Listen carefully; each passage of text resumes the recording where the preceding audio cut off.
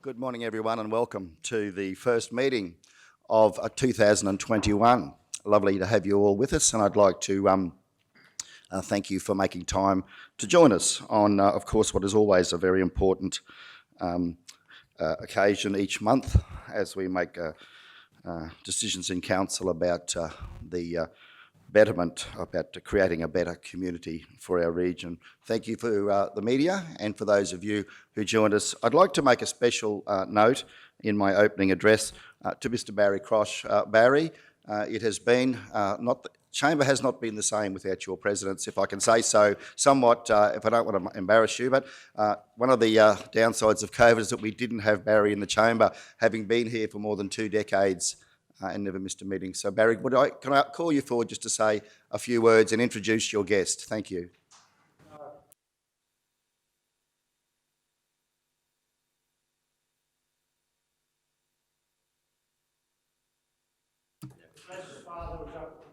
Oh, Barry, sorry, if I can just interject. General Manager May, could you provide Barry and Les with a microphone, please? Thank you. Thank you. We went through school together for, I left after I was a little poop of a kid. I left early, but Les stayed and finished senior. He went on to university to do a couple of degrees there and was teaching at the University of Queensland. And then he went on to become a leading economist in Australia. He got a PhD, so he's now Dr. Les. And he's worked all over the world. Fascinating guy to talk to, so please have a chat to him over a coffee or something. And he's back in Kingaroy in Division 3. So I told him if he's got any complaints, who to see. But it gives me a great deal of pleasure to bring Les back today after he's been away so long. And so please welcome. He's back to Kingaroy. Thank you. Thanks, Barry. You praise us too much. Thank you, Barry, and thank you, Dr. Les. It's very, as I said to Les and Barry, you can leave Kingaroy, but it's hard to stay away. So lovely, warm, and welcoming people we have here in the country. It's of course, South Bennett region, a lovely place to be. And Dr. Les, wonderful to have a person of your such achievement back in our region. Okay, we'll now move on to apologies. I don't believe we have any, so we'll skip through to, very importantly, the prayers, opening prayers. And I'll now call on Pastor Andy to present such. Welcome, Pastor Andy, and thank you.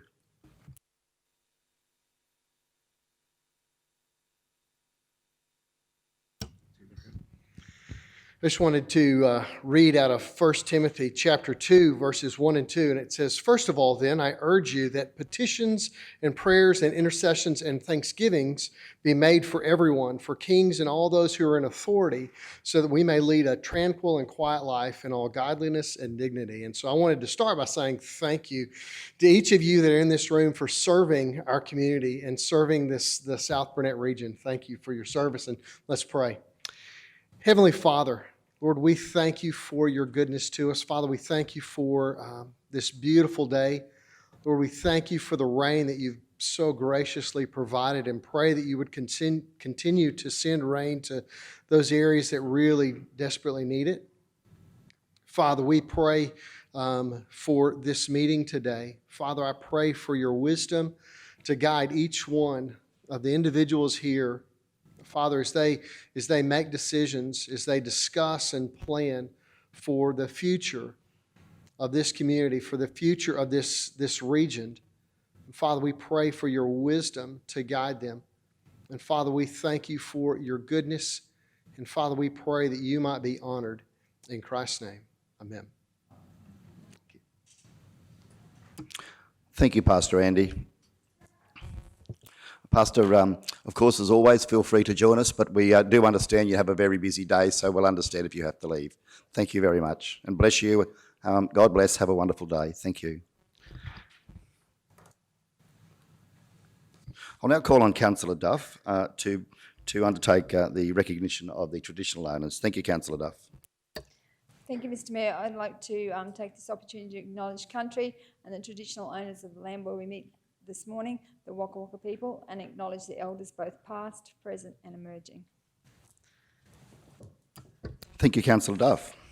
Okay, we'll now move into declarations of interest. Councillors, I'll now ask you to come forward and declare, do you have any matters that give rise to a declaration of interest? And we might just go around the table. Councillor Potter. Yes, I have a conflict of interest in the confidential section, Mr Mayor, and I inform this meeting that I have a declarable conflict of interest in this matter. The nature of my interest is as follows. It's the declarable conflict of interest arises because of a petition, due to a petition and a party to the complaint participating in the petition process, and I propose to leave and stay away from the place where the meeting is being held while this matter is being discussed and voted on. Thank you. Thank you, Councillor Potter. Mr CEO, did you want to make any comment at this stage, or we'll work through the floor? I think if we work through the floor, Mr Mayor. Thank you, Mr CEO. Councillor Shoemaker. Thank you, Mr Mayor. I'd like to declare I have a conflict of interest for item number 9.3, the adoption of South Burnett Regional Council's procurement policy, statutory 007. My husband's business, Shuey Brothers Drilling, has conducted works for council and is registered on the Felix system. So I'll be leaving for that matter on the discussion comes forward, and also declare a conflict of interest for item number 12.1, operational works development application and inspection fees for Alkaloids Australia, external road sealing request to waive operational and works application fees. My husband's family, well, our family business, Shuey Brothers Drilling, has also completed paid work previously for Alkaloids Australia. So being there's a material personal interest, I will leave the room for those items. Thank you. Thank you, Councillor Shoemaker. And sorry, one more. I have a declarable conflict of interest for item 18.1, being the South Burnett Community Hospital Foundation board meeting minutes. I'm a member of the board, so I will also leave the room for that item. Thank you, Mr Mayor. Thank you, Councillor Shoemaker. Councillor Jones. Yes, thank you, Mr Mayor. I also have a conflict of interest in the confidential section, and I inform this meeting that I have a declarable conflict in the interest in this matter, as defined in section 150EN of the Local Government Act 2009. The nature of my interest is as follows. I have a declarable conflict of interest due to a petition and a party to the complainant participating in the petition process. This declarable conflict of interest arises because of that, and I propose to leave and stay away from the place where the meeting is being held while this matter is discussed and voted on. Thank you, Councillor Jones. Right, where are we? Councillor Froelich. Thank you, Mayor. I have a declarable conflict of interest in 18.2 in the confidential thing. I inform the meeting that I have a declarable conflict of interest in this matter, and with the declarable conflict of interest due to a petition and a party to the complainant participating in the petition process and a complaint lodged against me. And I propose to leave and stay away from the place where the meeting is being held while the matter is being discussed and voted on. Thank you, Councillor Froelich. Councillor Henson.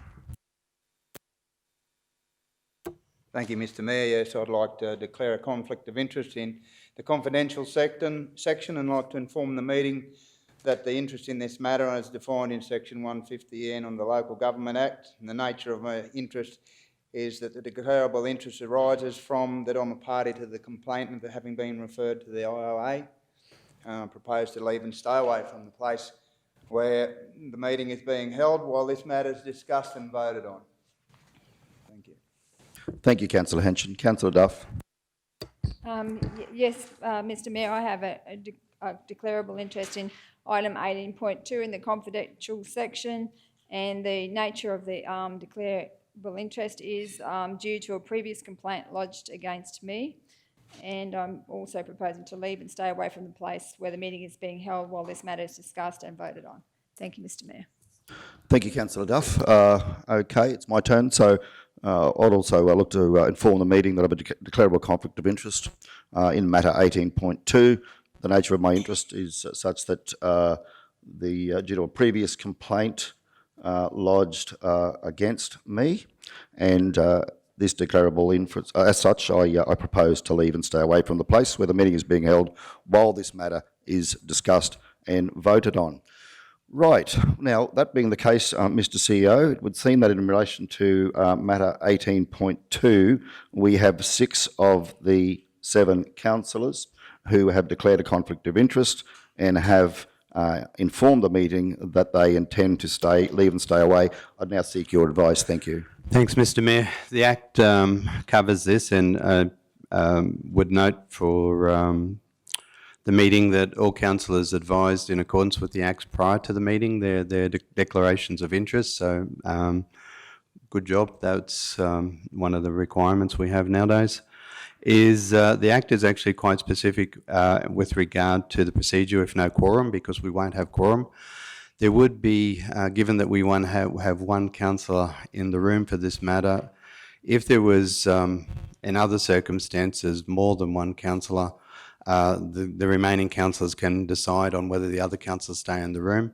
Given the nature of this matter, it is proposed to utilise Section 150 EU 2 of the Local Government Act, where it notes that the local government must do one of the following, and B is decide by resolution to defer the matter to a later meeting.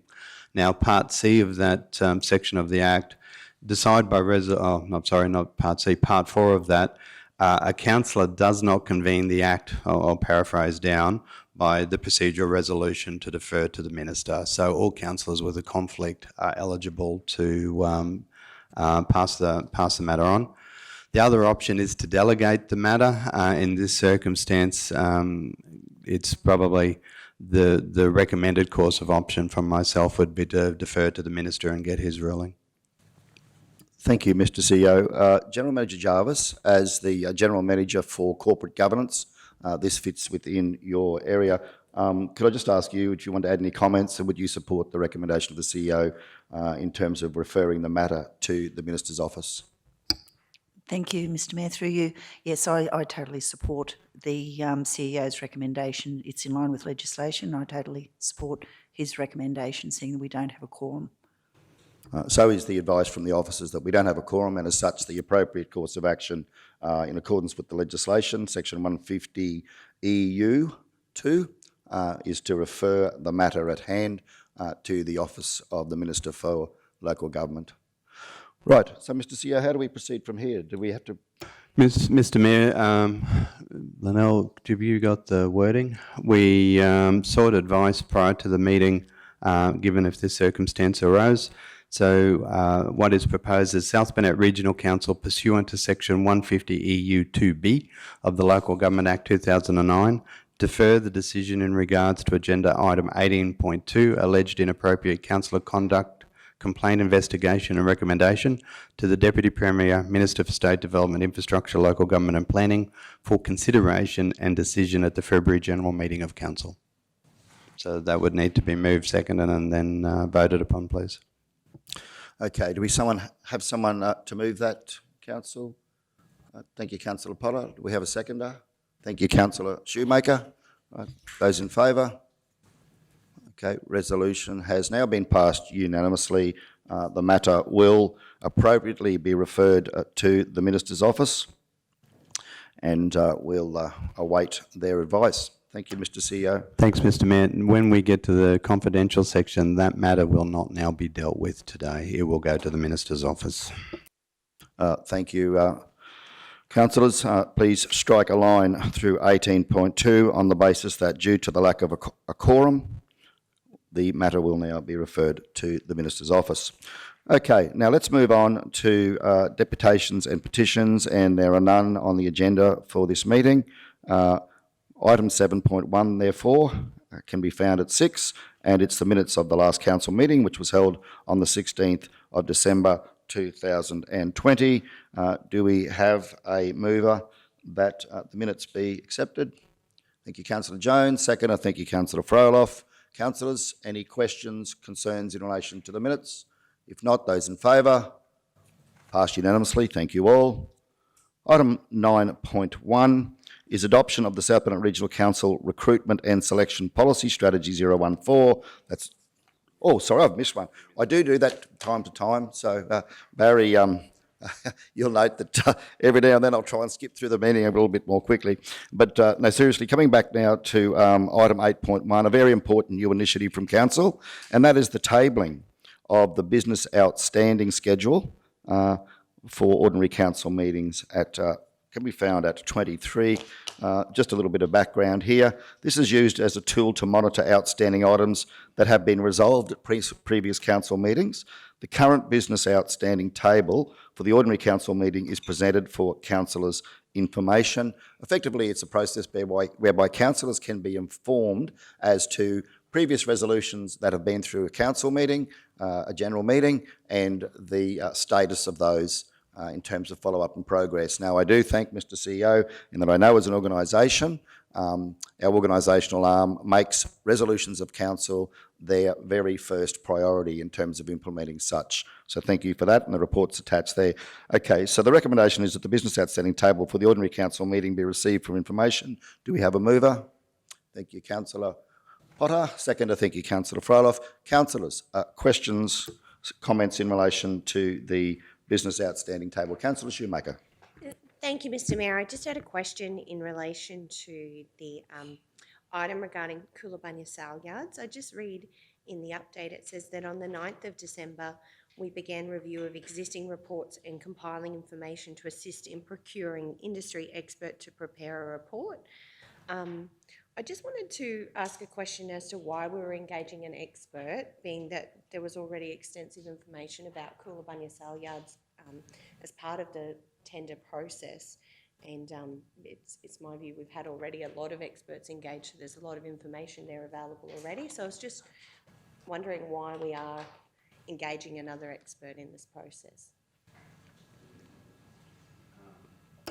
If I may just throw my bit in, and then I'll throw to the General Manager. Council, through my review last year, has asked for a commercialisation report to be done by the end of March. So that would be where my head is at, is getting someone in that can assist. So that report actually, I won't say sensible if I wrote it, but it's not that it won't be sensible. But yeah, there are better people out there that know cattle yards more than myself. So. But yeah, certainly happy to take the General Manager's thoughts as well. Thank you. Yeah, through you, Mr Mayor, that's we have got a lot of reports, but they are it's probably what we see it as a bit of a gap analysis as well, because we've got a report on say capital work requirements, so 10-year capital works requirements. But then that's got to be laid over the commercial interest sort of thing. So it's pulling a few of those together, because there was a few reports done over a series of time. But yeah, and looking at the commercialisation, because previously all of those reports were generally looking at council running the event, not looking at running the yards rather than other options. So. Sure, thank you for the additional information. Thank you, Councillor Shoemaker. A question from Chair. The item in relation to the purchase of the replacement of the Caterpillar loader, which is for the Kingaroy Waste Facility, and the resolution was that it lay on the table. Could we perhaps have an update for the chamber as to the planned approach moving forward to get an outcome on that matter? Thank you, Councillor. Thank you, General Manager Jarvis. Thank you. Through you, Mr Mayor. Yes, I currently, my staff are doing a complete analysis on that plant that was brought to council last council meeting. It will be, they're working on it as we speak. The additional information that will be provided to council is the costs of repairing the plant that, I think it's plant 54 from memory, for replacement. They're looking at the costs of maintenance, as in the tyres, and the maintenance that's required to bring it up to standard. However, that plant is 11 years of age, and it does form part of a complete plant review. So there will be a report by the end of this week ready, available for council to reconsider, because the original tender, the quoted price was current for 30 days. So that may have an impact as well. So that's where the report stands at the moment, Mr Mayor. Thank you, General Manager. So, councillors, look forward to a report by the end of the week from the department, such that we can work out a course of action to get that matter dealt with before the quote expires. Can I just inform also the chamber and our gallery that council, there is going through a process whereby before we purchase any additional plant or any additional items to our fleet, we have a thorough fleet review process happening to make sure that we don't have other plant and fleet that perhaps is not fully utilised, that could be reallocated, reassigned to another area of council before we rush in and buy new assets. So it's really about making sure we do a really thorough due diligence before we purchase replacement assets, where there could potentially be the opportunity to reallocate assets or to perhaps repair, and as General Manager Aaron often says, sweat the asset for a period of time. So we look forward to that report, and then obviously we can work through that from there. Thank you, General Manager. Councillor Jones.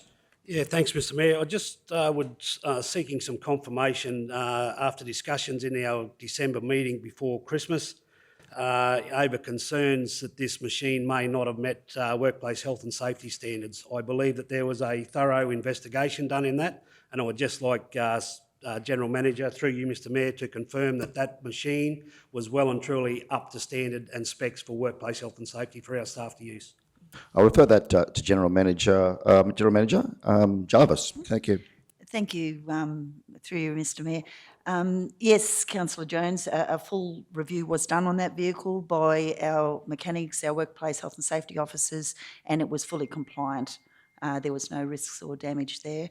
And a part of that review, I'm sorry, Mr Mayor, is that we are looking at other plant, if we could reconfigure them, or if they would have been sufficed to take the place of this plant that looks to be replaced, but that wasn't an option. That has already been investigated. But back to your original question, no, it was totally compliant with workplace health and safety.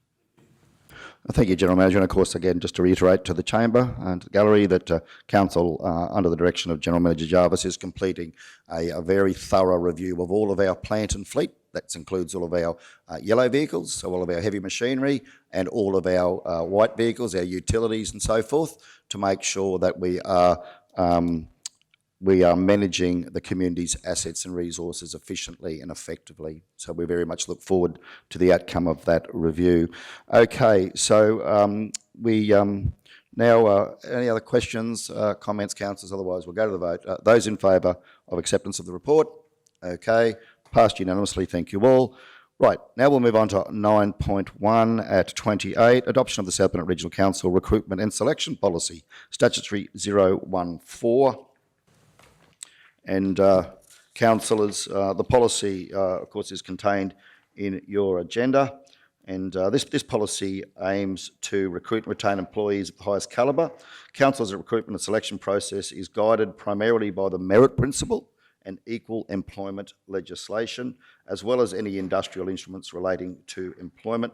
The recruitment and selection policy we have in front of us today serves to guide council employees and its representatives in the application of appropriate compliant recruitment and selection measures.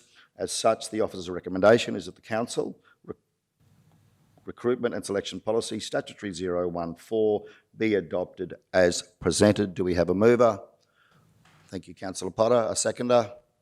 Thank you, Councillor Shoemaker. Councillors, questions wishing to speak for or against the policy? Councillor Shoemaker. Thank you, Mr Mayor. I just had a couple of questions through you, perhaps for GM Susan or for CEO Mark.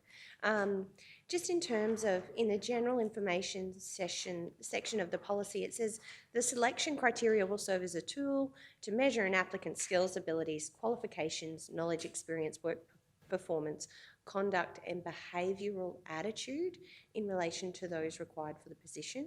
I just wanted some more information, if you could clarify how you measure behavioural attitude, because I see that really important when it comes to culture. And the other question, just in terms of the interview expenses, I just wanted to confirm, is that industry standard for local government to cover, you know, travel expenses, and would that only be for particular, you know, skilled professions, or just some more information about that, please? Sorry. If I can work back, councillor. So industry standard, each council adopts its own standard. There are a number of councils that don't have the kilometre limit. So you basically, if you put in a receipt, you get a reimbursement if you attend an interview. We tend to try to be, frugal, if I'm thinking of a good word. So, and we make that very clear. Now, we did drop that back from previously back, partly, if I may add just a couple of general comments too. I was hoping for the opportunity to speak. The policy was quite dated, being last looked at, so it's one of the ones that we just wanted to bring up to spec a little bit and to give a bit of a dust off and a refresh. It is the higher level end, doesn't get so much into the procedure. The previous policy had a 300 kilometre limit. Given Brisbane, and particularly for the skilled staff, it can be. We're certainly trying to utilise, as we did just recently with the Internal Audit Committee, the technology more, which works well for all parties. That sometimes you do need the face-to-face, particularly after a long listing, and then you go to the short listing. It is a case by case. If there is an application and there's a position that we particularly need and the best candidate is outside that 200 kilometre limit, we will listen to their application, but it's clearly advised to them at the beginning of the process. These are the rules, and if you're attending an interview, this is the reimbursement process. It's only, instead of mileage, it's only based on actuals, hence the issue of the receipts in there. So we don't generally give a mileage rate. We don't give a mileage rate, it's based on actuals. Council does also have, which is just as an aside, a relocation policy for staff too, of particularly senior staff, but on a case-by-case basis. So if we do get a very good candidate and we have to, there is a policy framework around that as well. So if that's that one. The first one, attitude. Again, this one's written in the concept of that higher end behavioural selection criteria. I would be happy to pull some of that more detailed information, particularly in regards to that. It is it's a difficult thing, but certainly when you're interviewing as part of how our candidate answers the selection criteria, and the selection criteria for us as in the position description is important as part of the process. So you've got a measurable comparison. So if I put in one line is, yes, I can do that, and the mayor puts in a paragraph and says, I have done this and here's my examples, that demonstrates the attitude that the mayor's taken it much more seriously than me. He's also got, and unfortunately in this day and age with human resources, I don't need to tell anyone, the resume fraud that exists is extensive. So all those checks and balances have to be done. Again, sometimes that slows down the process, and we're looking at that. We believe, and so far so it's not been challenged, it's not been successfully challenged in my time here. We have an extensive and very robust recruitment process. As we go through the modernising of these policies, we're also looking at where we can streamline and improve some of the timeframes. There is also, if I may add, extra pre-employment medicals, and we do have applicants that fall over at that stage. We do drug and alcohol, we do drug and alcohol testing on site. Some people sometimes, I have had feedback that they don't think council sometimes is serious in that space. We are. And also we do pre-employment screening. So if any further, council, I'd be very happy to get the manager of PNC and provide whatever information you need, because it is a pretty robust system. No, thank you, Mr Mayor. I'm happy with that extra clarification. Thank you, Councillor Shoemaker, and thank you, Mr CEO. Councillors, further debate in relation to the matter? If not, those in favour? Passed unanimously. Thank you all. Item 9.2 can be found at 35, and it's my absolute pleasure to introduce to Council the opportunity to adopt the South Bennett Regional Council's Arts, Culture and Heritage Policy. And I know there will be some faces in the gallery that will have a smile should it be resolved. Can I just say that, am I on the right item? 9.2, Councillor Jones? Sorry? Are we right, 9.2? Yes? Okay. Councillor Shoemaker, you've just got your light on there. Thank you. Okay. Did you want to speak first? Councillor Shoemaker? No, I was actually going to move an amendment to the motion, if I can put that forward. Yes, Councillor Shoemaker? That the matter lay on the table and be referred back to the committee meeting so that councillors can review all feedback received and further consider its desired commitment to arts, culture and heritage. Okay. Mr. CEO, could you give some guidance on the process? Yeah, please? the councillor certainly welcome to move if it's supported. It's probably not just like it's not an amendment. So yeah, that's fine. So if the mayor's calling that, that's certainly fine. Yeah, as chair, I would recommend that we don't put that amendment to the floor. That should you wish to speak against the recommendation, you're entitled to do so. Councillors wish to vote against the recommendation, there would thereby be an opportunity to then put the matter back to the community. Yes, so I think that would be pursuant to the outcome of the vote. Yep, so that'll be a process. Councillor Potter, thank you, Councillor Shoemaker. Councillor Potter. Thank you, Mr Mayor. I definitely do not want to lay this on the table. A policy can be brought back to council at any time, and that can be done with a review once we get the Arts, Culture and Heritage Committee up and running, which is actually part of this particular policy. If they decide that there needs to be a change in the policy then as well, after more community consultation, but we've had such great feedback from this, it's been fantastic, and I definitely do not want to see this lay on the table. We've waited long enough, Mr Mayor. I do not want to wait any longer. Thank you, Councillor Potter. The recommendation is that the South Bennett Regional Council Arts, Culture and Heritage Policy Strategic 009 be adopted as presented. Do we have a mover? Thank you, Councillor Potter. I'll come to you shortly, Councillor Duff. Thank you, Councillor Potter. Seconder. Thank you, Councillor Froloff. Councillors, we'll now move into debate on the matter. I would ask you to take note of the point of view presented by Councillor Shoemaker here. And Councillor Shoemaker will certainly be asking you to speak to that, if you could please. Similar, Councillor Potter will ask you to speak again as part of the debate now that the matter has been moved and seconded. So, Councillor Potter, over to you. You've got your light on, so I'll ask you now to speak for or against the motion. Sorry, who moved that one? Well, you moved it, so you'll need to speak for it. Thank you.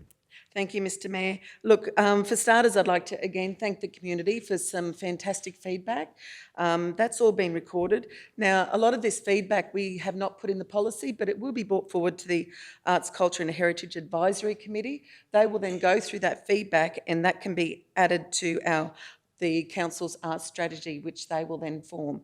The Arts, Culture and Heritage Advisory Committee, which will be formed from this policy, they will also do the RADF funding as well. That will be moved from communities to this RADF, to the Arts, Culture and Heritage Policy, which is fantastic news, especially for all the artists out there. So, and as I said before, the policy can be brought back to council at any time to be changed. We've seen that here, that we've got the policies coming back to council. And we can review this. So I think the next step from here is our arts strategy, which will be forwarded to council later date from our new Arts, Culture and Heritage Advisory Committee. So stay tuned for that. That's the next step in this great stage. So thank you again to the community. Thank you, Mr Mayor. Thank you, Councillor Potter. Councillor Duff. Mr Mayor, I'm speaking in favour of the resolution. Is that, are you going to do for and against, or are you just happy for me? Okay. I'm in favour. Okay. Yeah, I absolutely support Councillor Potter. I think this is long overdue. The policy can be changed at any point. I think that the Arts, Culture and Heritage Committee, particularly the Arts Committee, I know they've looked at this and they're really excited about it. I know that Councillor Potter has brought to the table the views of those various groups that she sits on, and also that have looked at this policy. I can see absolutely no reason why we would consider laying it on the table at this point. 100% support Councillor Potter and wanting to see this. I want to make it happen. Thank you, Councillor Duff. Councillor Shoemaker. Thank you, Mr Mayor. I fully agree with the comments that have been made. I'm in full support of the policy and I think it's a great start. I've taken a really good look at the feedback and I've had a number of conversations with different artists and different community members and I personally would just like to see council play a bit more of a leadership role versus the facilitation role in the community. So that's my feedback. And I guess I wanted it to come back so that I was mindful the feedback came in over December in the chaos of Christmas and school holidays and things. And I was really impressed. Like, congratulations to Councillor Potter and the team. I think the feedback that's been collected will be invaluable to the development of the broader strategy, and I'm excited to build on that. But certainly, I just think, there are some highlighted in the report, that there'll be further discussions about resourcing and budget from the report, and that I see we'll need the resources and the budget to deliver on this. And if anything, I'd just like to see a stronger commitment to the arts community. So while I'm fully supportive, the reason for putting my amendment forward was simply just being that we've come back and there really hasn't been enough time. This hasn't gone to a committee meeting to look at the feedback. And I think I was really impressed with, considering, feedback was asked over the December period, with the number of people who responded. So thank you to everybody in our community. And with the comments that were made, I think it's clear that we're on the right track. Everyone agrees that, arts, culture and heritage plays a critical role in terms of our lifestyle and creating opportunities for the way in which we live our lives here in the South Burnett and evolving our community spirit. So I'm hugely supportive of this, but I'm just disappointed that we haven't had the time to really think about the feedback and really reconsider our position. I do, though, taking Councillor Potter's comments around the fact that it'll go to the advisory committee and then come back. I see that also as an equally as good opportunity. So I'm willing to support this recommendation. Thank you, Mr. Mayor. Yeah, thank you, Councillor Schumacher. Well said. Other councillors wish to speak for or against? Okay, I'll just make a couple of comments here. First of all, can I say it's my absolute pleasure as the newly elected mayor to support Councillor Potter in finally getting an arts, culture and heritage policy to the table of council, and I applaud Councillor Potter for her persistence and her application to process in working with South Burnett Arts and the broader community on the development of what I feel will be a significant policy in the development of our region as a much richer place for people to live and visit, where we have a deep and strong arts, heritage and culture environment.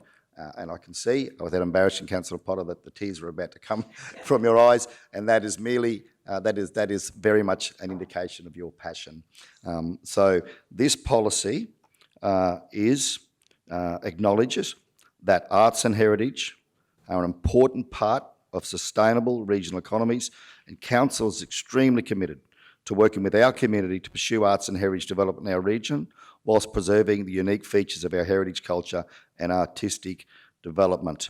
And we are very blessed to have a plethora of absolutely splendid artists in all of the forms of art across our region, and some extremely committed people, and I can see one sitting in the gallery right now. So thank you to everyone involved. Councillor Potter, can I now turn to you as mover of the motion to provide the concluding comments? Thank you. Thank you, Mr. Mayor. It was told to me once, it's great to build roads to get to somewhere, but when you get there, if there's nothing to see or do, what's the point? So this is the start to, I think, to the South Burnett's next stage. So, and thank you again to South Burnett Arts for the huge input here that they've had. So yeah, thank you, Mr. Mayor. Thank you, Councillor Potter. Okay, so councillors, the recommendation is the South Burnett Regional Arts, Culture and Heritage Policy, and you can see I'm savouring this moment, Strategic 009, be adopted as presented. Those in favour? Resolution passed unanimously. Thank you all. South Burnett, people of the South Burnett, you now have a regional arts, culture and heritage policy that will underpin the further development of an arts, culture and heritage strategic plan that will be part of the delivery of Council's new corporate plan and will not provide significant support for the progression of this very important sector. Thank you, councillors. Thank you, Councillor Potter, and the community again. Okay, moving on to item 9.3, can be found at 45. Councillor Shoemaker, you'll now leave the meeting and stay away until the matter is resolved, as voluntarily indicated by yourself in relation to the conflict of interest.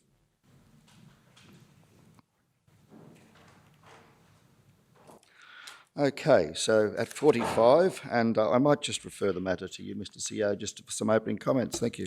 Thanks, Mr Mayor. Councillors, as per my email last night, I offer my sincere apology for the error that was in the agenda. There was, for those, what was human error. There's no other explanation for it, and except for responsibility for it. One attachment didn't get picked up, which was the marked up copy of the document. That's now been adjusted both online and in the actual agenda itself, but if councillors wished to, in your hands, but if you wish to, I would be thinking we could just pull this one and leave it until the standing committees and deal with it then. And that will give, there is a lot of feedback in there and a lot of information.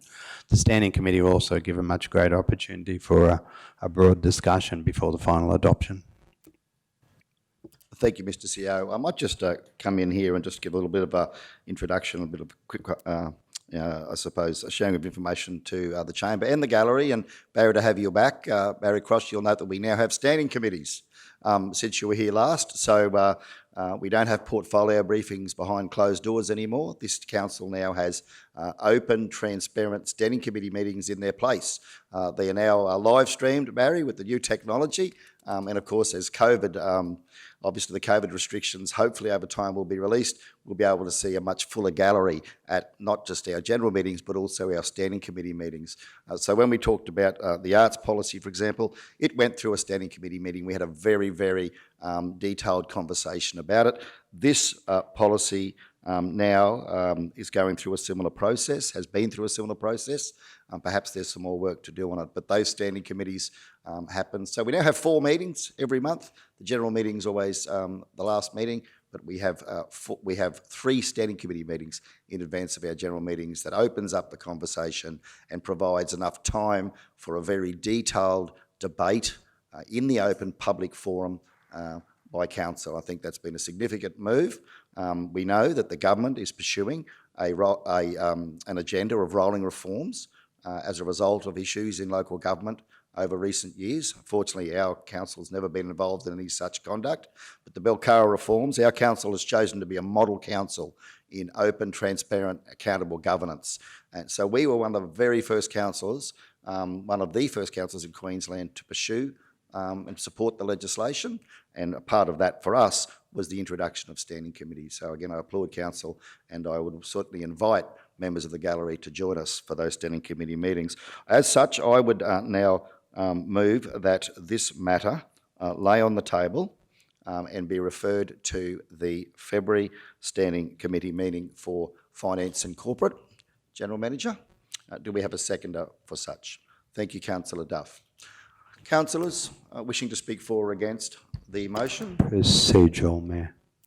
Lay on the table is a procedural motion. Oh, lay on the table is procedural. So, very good, thank you, Mr CEO. I'm pleased that you never take holidays on the days that there's a meeting. Okay, right, okay, it's a procedural matter. That, therefore, is resolved. The matter will now be referred to the February Standing Committee meeting. Thank you, Mr CEO. Oh, Councillor Duff. Yeah. Sorry, so those in favour? No debate, those in favour? No debate, okay. Everyone in favour? Okay. Resolved unanimously. Thank you, Mr CEO. Okay, thank you, General May. Let's bring Councillor Shoemaker back into the meeting. Welcome back, Councillor Shoemaker.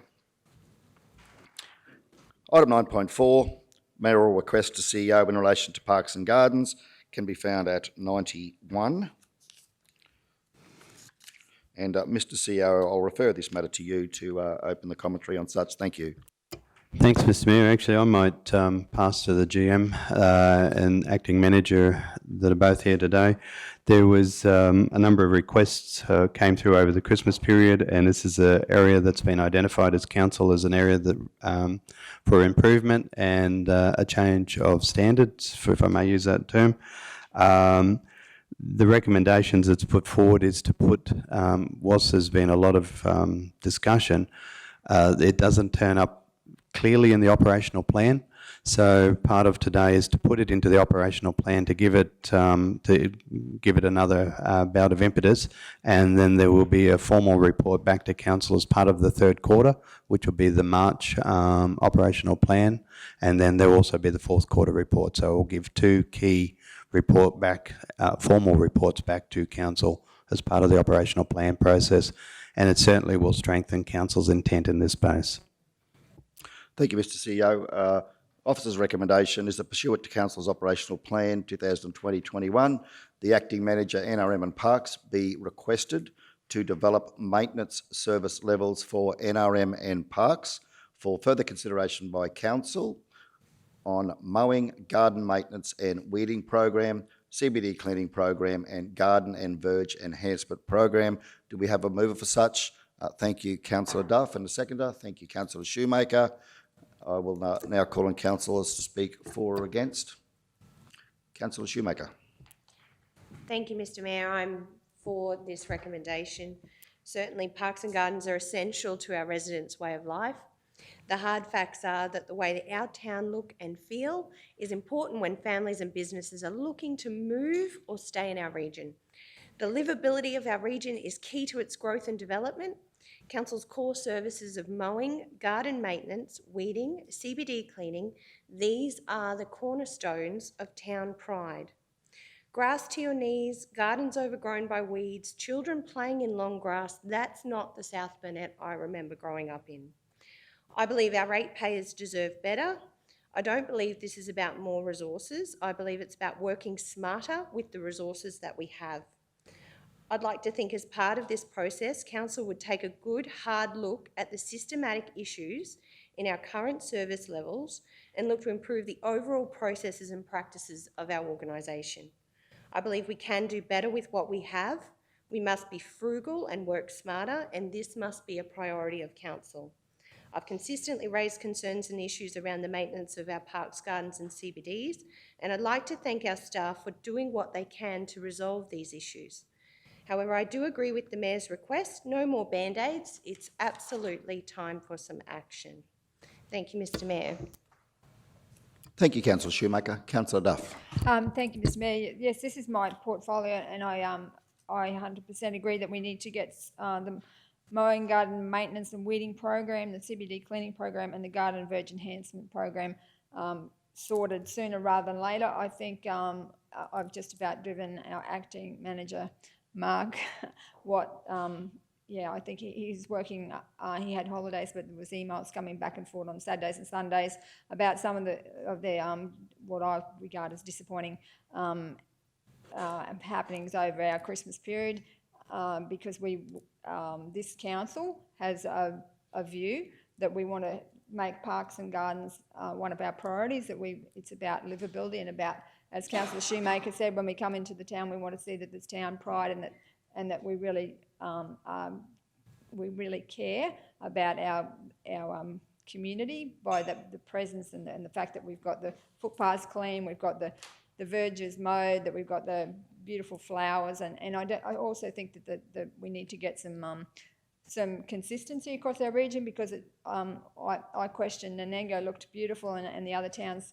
Memorial Park had no flowers. There was no flowers in Wandai. There was weeds in Mergen and no flowers in different gardens. And so it was frustrating for me to see the inconsistency, but also, I think we really need to raise the bar in parks and gardens. So I think this is a first step, but we've got a long way to go. I think that we had the similar issues with roads, and we've, over that a long period, we've got the roads, so I'm not getting anywhere near the complaints, but now parks and gardens, that's where, for me, the complaints are happening. So I really think that that's the area we need to focus on. So really pleased to see this come to the table. Thank you. Thank you, Councillor Duff. Councillor Jones. Yes, thank you, Mr Mayor. I don't disagree with anything that's been said. First of all, I'd like to just acknowledge the fact that this time last year, compared to this year, I think there has been a recognisable improvement in the level of service and the efforts that the Parks and Gardens are putting in. Is there room for improvement? Absolutely. Absolutely, and I don't think you'll get one person in this room, councillors. We need to acknowledge the 7 of us are the people that set the service levels that is required by the staff. I know that we've asked our acting manager, but the councillors, we set the service levels, we decide on what we need to do, then we have to resource them and then we have to fund those resources. I also want to acknowledge the work that Councillor Duff and yourself have been doing right across the region. It's quite noticeable on the social media posts of the work that you've been doing, and I commend you for that. But we do need to understand also that, I'll give you an example, the Toowoomba Regional Council, they have 40 full-time staff employed for mowing, and at this moment, they are working overtime and weekends and still can't keep up and deliver the services expected in Toowoomba. I see on social media that Gympie, Southern Downs and the likes, right across our region, everyone's struggling because of such a great growing season for the grass. So I just want to acknowledge the staff, the men and women that are doing a wonderful job. I'm standing here and yes, we have room for improvement, and yes, councillor, we do need to work smarter, better. We need to resource this section better. We need to have workshops. We've got discussions coming up, I believe, in the very near future that we need to really knuckle down, support our staff, support our management team, decide whether we need better mowers, get rid of the smaller mowers, buy bigger mowers, as you and I have discussed about, Mr Mayor, and efficiencies, all that sort of stuff right across our region. So this is a highlighted area in our council. We've made an issue of it. People have jumped on board, but again, I want to acknowledge the work that Councillor Duff, yourself and other councillors are doing. But we do need to accept the fact that we, as the council, set those service levels. We need to maintain them, we need to service them, and we need to have hard conversations in the very near future. There'll be budget discussions, no doubt, how we fund that, but fully supportive of what we're trying to do, this council is trying to do in the region to try and make this place a very presentable place. But I do say again, from 12 months ago to this day, yes, it's not perfect, but there is a noticeable my opinion, there is a noticeable difference in the efforts and the presentation of the region. And yeah, far from perfect, but it is better than last year.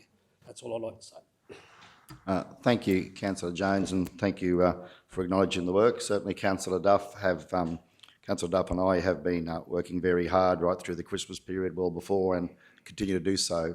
And I think Councillor Duff is probably starting to get a bit weary from me pursuing her about the importance of improving our parks and gardens, but I do acknowledge the work that you've also acknowledged the work you've done, Councillor Duff, in this space. Councillor Henshin. Thanks, Mr Mayor. I'd just like to weigh in on this, and one thing that's been probably neglected a little bit here, in the 12 months ago, as Councillor Jones alluded to, there wouldn't have been a mower start for 10 months because of the drought conditions we were on or in, and at the particular moment there's districts, there's villages in our region that have had 100 plus to 200 mils of rain. There would be nobody in this shire that wouldn't suggest that if they get rain continually that they've got to mow their yard again this weekend.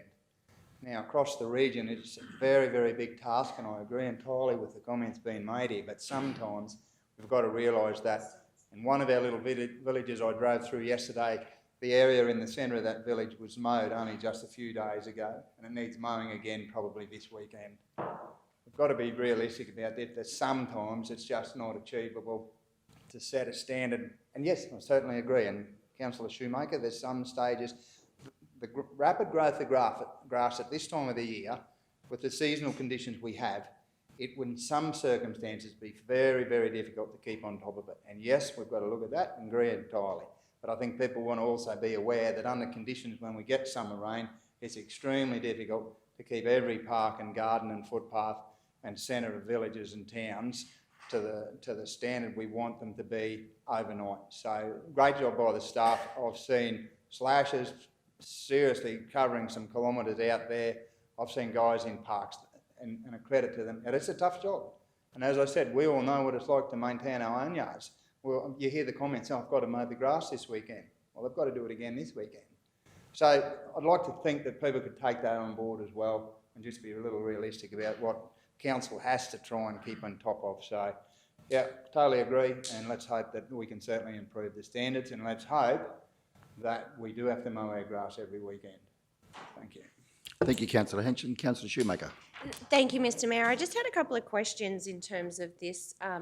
Probably my main concern is how we'll hold ourselves accountable and what the measurable KPIs will be for this.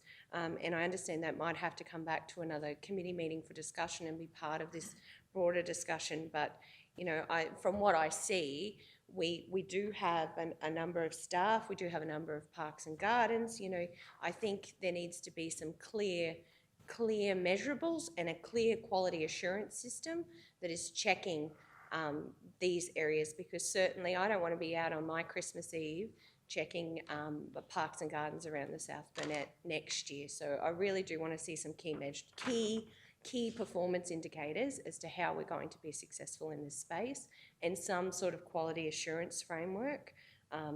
Because from what I've seen, and certainly I take Councillor Jones's comments around resources and things, absolutely, I understand, you know, you can only get so far with resources, but at the end of the day, I think we need to have a good, long, hard look at how our resources are operating across the region and what's the best value and opportunity to get the most out of those. So I think some KPIs will be really important in this process, and some sort of system to keep checking that things are being done to the standard and that we are consistently improving, so that they don't skyball out of control.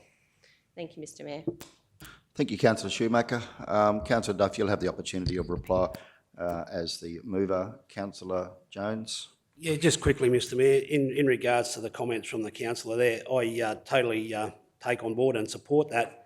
I think that is a broader conversation where we need, as a council, to work out our service levels. We've got serious conversations coming to us in the very near future in regards to the assets that we have, the amount of parks that we have, which will contribute a great deal to what we do and how we maintain those parks right across the region. So totally on board with what the councillor has just mentioned. We need KPIs, we need things to, we need clear direction to the CEO, and then he can pass that down to the staff.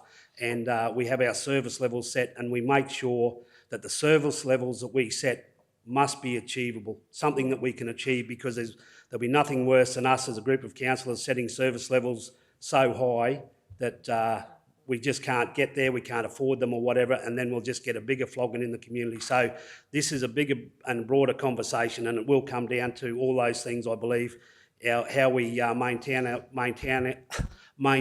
our parks, our service levels, and the level of service that we put across the region in different areas. Thank you, Councillor Jones. Councillor Potter. Yeah, Mr Mayor, just a couple of queries. With regards to, I'm just looking at the list of staffing resources. Now, under the Proston section, there's also Geelong Homestead. I'm gathering they mean Bundooma Homestead. Yeah, that's what I thought. And the other one is, it says that I'm reading this, and to me it reads that the people from Proston go and do Jalka Peterson Dam. So that would be a question through you, Mr Mayor, to the GM of parks. So to me that should be the Mergen staff doing BP Dam. That's because it's closer. So I'm just curious. Thank you, Councillor Potter. I've taken, now refer to General Manager O'May and Manager Watt. And welcome Manager Watt to the meeting. Can I ask you to address the question in relation to staff completing work on Bundooma and BP? Thank you. Yeah, through you, Mr Mayor. The Proston, that gang is headed up by a supervisor, so they're responsible for that area. It doesn't. So those staff will work across the region. So at both dams. So you'll have them at BP Dam and then at Bundooma Dam. There are staff actually based in Proston that do the Proston town, but. Yeah, they do, and it's consistency of service across those areas, and that's probably one where we are finding some success with the two dams, having that crew quite working well, and you get that consistency. So, but they sort of interchange with the Mergen Wondai crews as well. So there are members that from the Mergan if it's needed there, or if those fellas are needed in Mergan Wondai. So they will interchange between those gangs. Good. Thank you, General Manager. I'll just provide some comments before referring finally to you, Councillor Duff. First of all, I'd also like to acknowledge the work that Councillor Duff has done in this space. And as I said, Kathy and I have spent many, many hours driving all over the region and also working closely with Mr. CEO, and with General Manager O'May and with our new Acting Manager, Mark Watt, in having looking at issues and looking at strategies to resolve it. Just in response to some of the statements made by councillors, I think there's been some very good observations.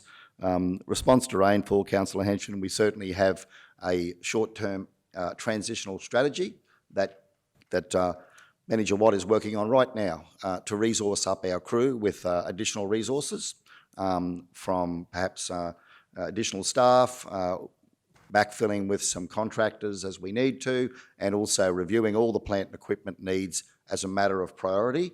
So the plant and equipment needs for Parks and Gardens have been escalated in the plant and fleet review up to the top of the list, because we identified that in response to the rainfall, Councillor Henson, we do need to move quickly to make sure that we've got the transitional program in place to maintain a reasonable level of service until such time as we get our service levels bedded down and our program in place. And when I say our program, that program is about working smarter, rescheduling resources, making sure we've got a good thorough program, and also making sure that we've got the physical resources in place to do so. That's that. In terms of accountability and KPIs and a QA system, Councillor Schumacher, a very good point, and that certainly Manager Watt has got that as part of the implementation of the service levels once they're resolved by council. So that work is now happening. And in terms of resources, Councillor Jones, the resourcing will certainly be determined through a proper process to make sure that we have done our due diligence and that we are resourcing this sector appropriately in response to the service levels that council set. Now, over the several months, well before the election, this community, the regional community, have been raising this issue time and time again. I've been pleased to, as the new mayor, be able to put some real emphasis on this through Councillor Duff as the portfolio holder, to lift Parks and Gardens up. And I will be advocating to council to make a 5 out of 5 service level for Parks and Gardens across our region. We have a natural environment.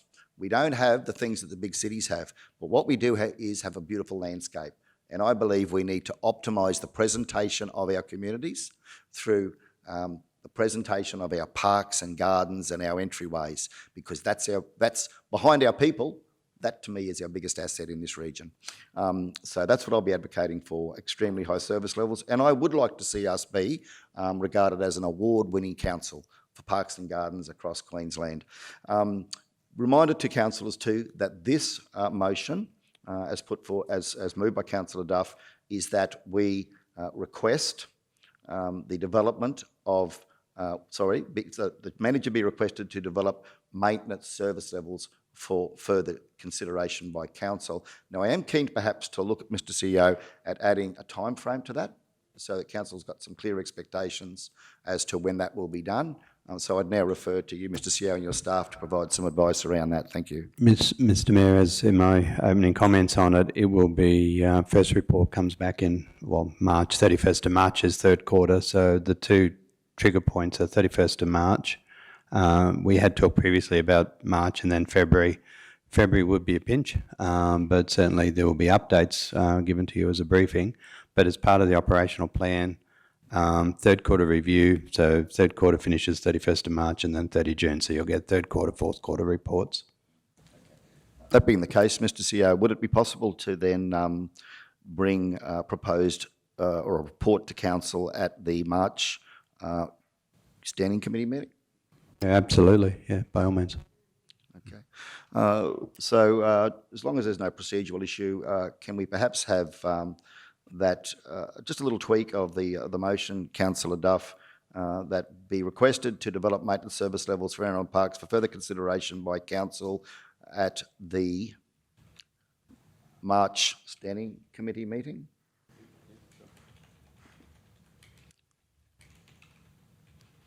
So the resolution is now presented on screen. Councillor Duff, are you prepared to support that change to the resolution? Yes, Mr Mayor. Thank you. Councillor Shoemaker, are you prepared to continue to second that change? Yes, Mr Mayor. Thank you, Councillor Shoemaker. I'll now hand over to Councillor Duff to respond as the mover of the motion. Thank you. Thank you, Mr Mayor.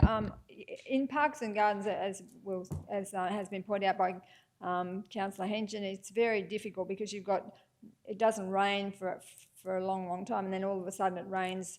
And then the humidity's been causing. I know that the Mergen Sports Association mowed their grounds on Thursday, and by Sunday they had to mow it again, the whole of the sports ground to play footy.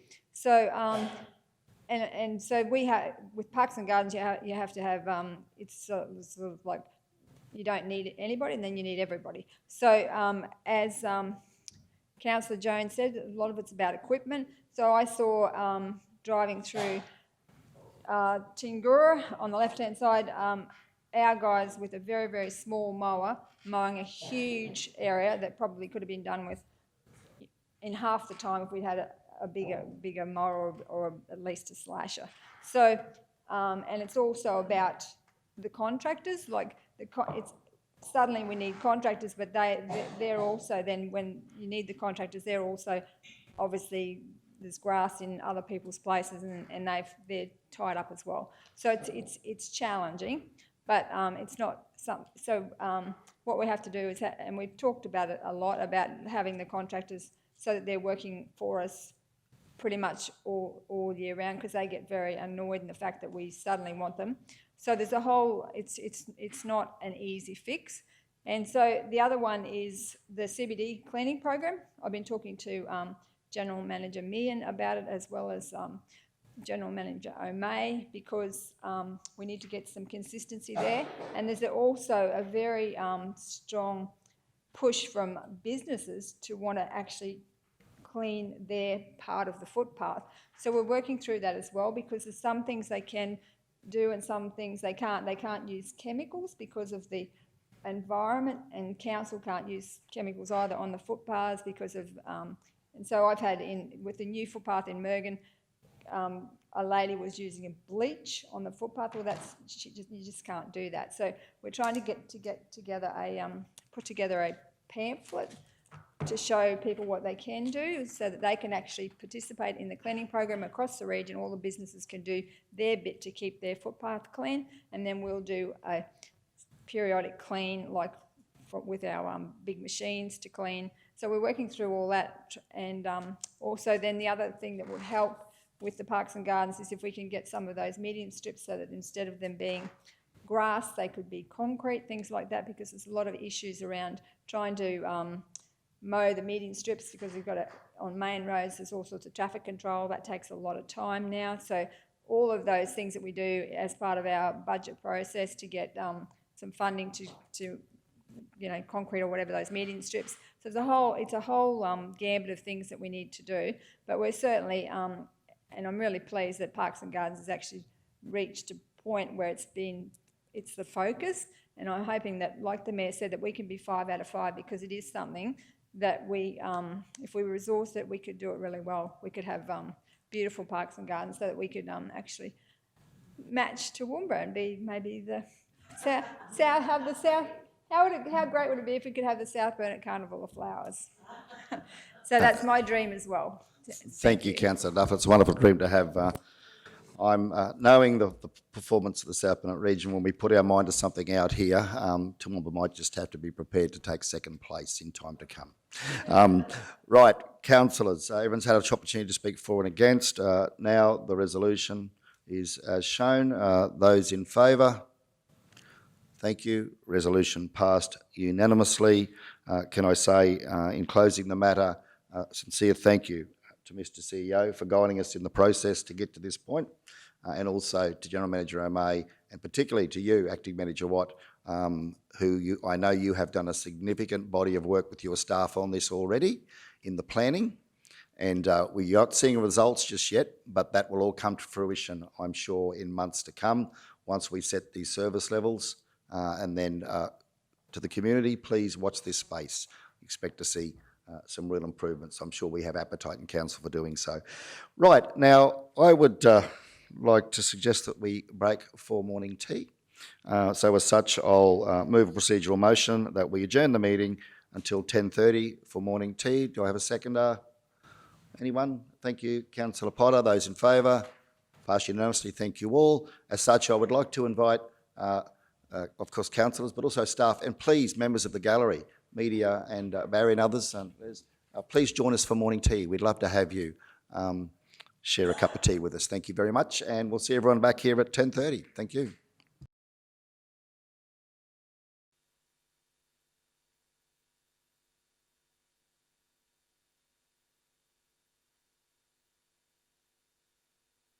Okay, welcome back, everybody. I'd now move that we reopen the meeting. Have a seconder. Thank you. All in favour? Thank you. Oh, sorry. I'm keen to get going, Linnell. We've got a lot to get through. We'll now go on to item 9.5 at 95, which is the progress report for the implementation of the annual operational plan as at 31 December 2020. And I might just refer to you, Mr. CEO, to open some commentary on that. Thank you. Thanks, Mr. Mayor. Mine probably invite all the general managers if they would like, or if you would like input from them. This is the half-year review up until the 31st of December. The document's attached, and it's when I say the standard report, the report we bring every quarter, and it details there's some very good projects that have been in there. There's various degrees, and maybe easier just to take questions if there's specific queries or commentary or further information required. Happy to give whatever support we can, but it's presented, and it does certainly show the volume of work that's been done in the first half of this financial year. So thank you, Mr. CEO. The recommendation is that the Council's annual operational plan 2020-21 implementation progress report for the period 1 July 2020 to 31 December 2020 be adopted as presented. Do we have a mover? Thank you, Councillor Schumacher. A seconder? Thank you, Councillor Jones. Okay, Councillor Schumacher, you have moved the motion. Would you like to speak to that? Thank you. Yes, thank you, Mr. Mayor. I just wanted to back up CEO Mark in terms of I've had a really good look at the operational plan review, and it's just great to see that we are kicking some goals. So I just wanted to thank the staff and certainly acknowledge CEO Mark in terms of the work that has gone into the year that's been. I think there's from, the time that certainly I've been a part of this process, I think it's pretty clear there are still some things that we need to learn from and improve, but there have been some great outcomes to kick us off this year. So just thank you very much, and thank you for the report and the opportunity to take a look at how we're tracking. Thank you, Councillor. Okay, so councillors, we have the motion on the table. Does any other councillor wish to speak for or against? Okay, Mr. CEO. Mr. Mayor, the only just clarification too, the previous resolution from Parks and Gardens will be, and hence the order in the agenda, will be added into this document for the third quarter review. So certainly, absolutely, the standing committee reports and all the normal reporting will still roll, but there will also be that extra or additional reporting through the operational plan. So that will be added into the draft that's presented today. Yes. Thank you, Mr. CEO. We look forward to seeing that in the 31st of March report. Okay, councillors, in favour? Passed unanimously. Thank you all. 9.6 at 142 is the adoption of the South Burnett Regional Council Customer Service Charter, Strategic 008. Councillors, this is, of course, a very important initiative, one that has been pursued by Council for some time, and I'd like to acknowledge the work undertaken by the staff in preparing previous drafts to Council, in seeking community input into this. This is a really strategic move by Council to establish a framework that supports how we respond to our customers. Now, our customers are our residents of the South Burnett, the 33,000 people that live in the South Burnett. How do we respond to their needs?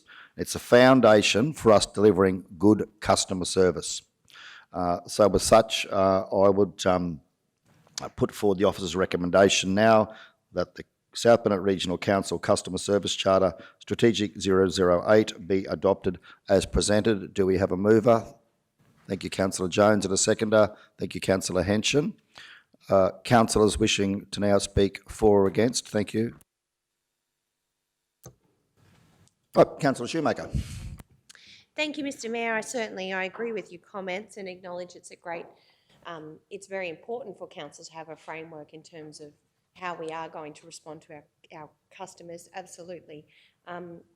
However, with this charter, I don't support the adoption of the charter at this point in time. I've provided, on the grounds that I have provided extensive feedback and acknowledge some of the feedback has been included.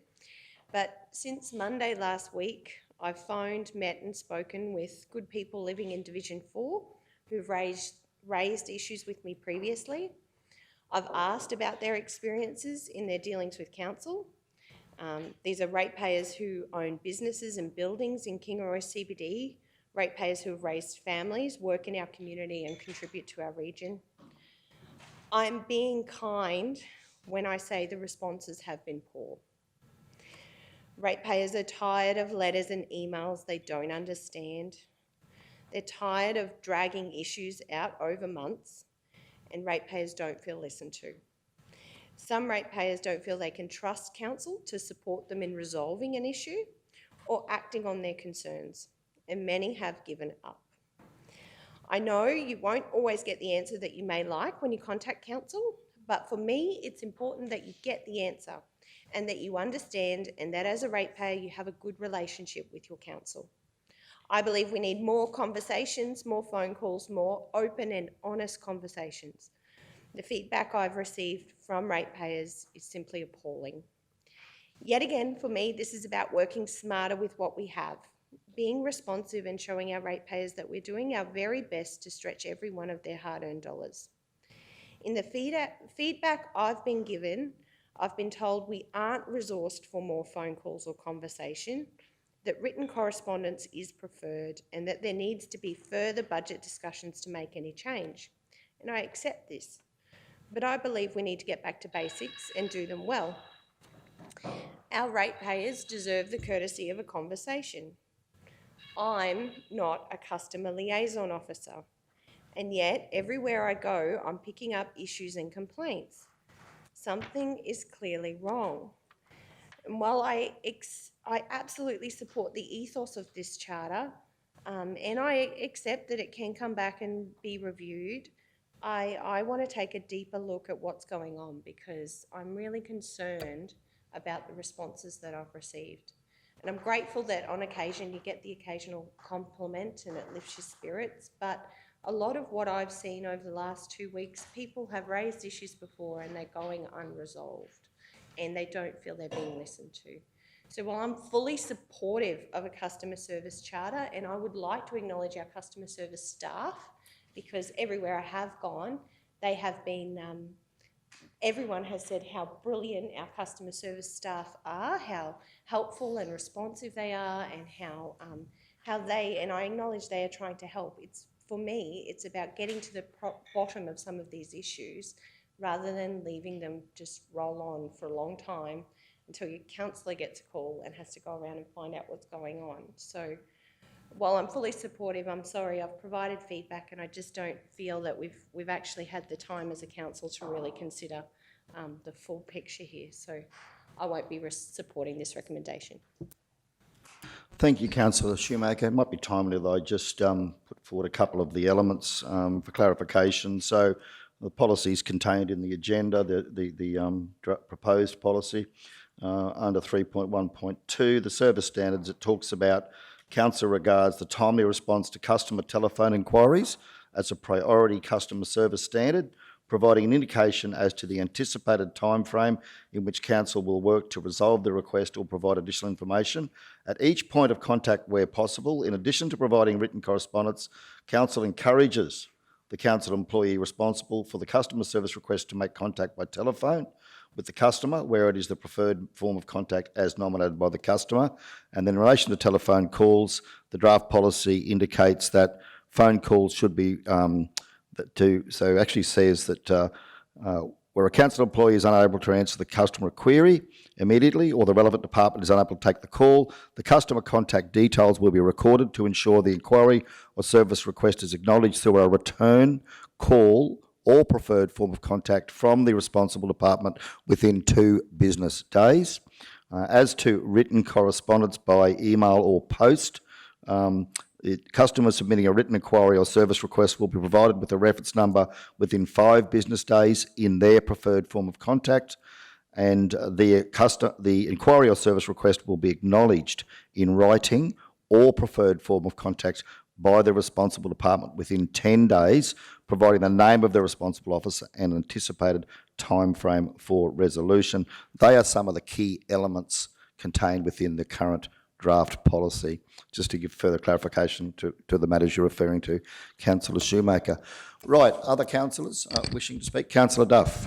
I support Councillor Shoemaker that we need to get this right. I think it's a huge issue. I spend my whole life practically following up on customer requests. So I have created my own filing system around customer requests. I've got, and I've even got an admin myself now to handle customer requests because I get so many requests, not just in my division, but right across the region because, first of all, I get the request and I'm worried for the customer that that's going to go down that path, that they're not going to get a response.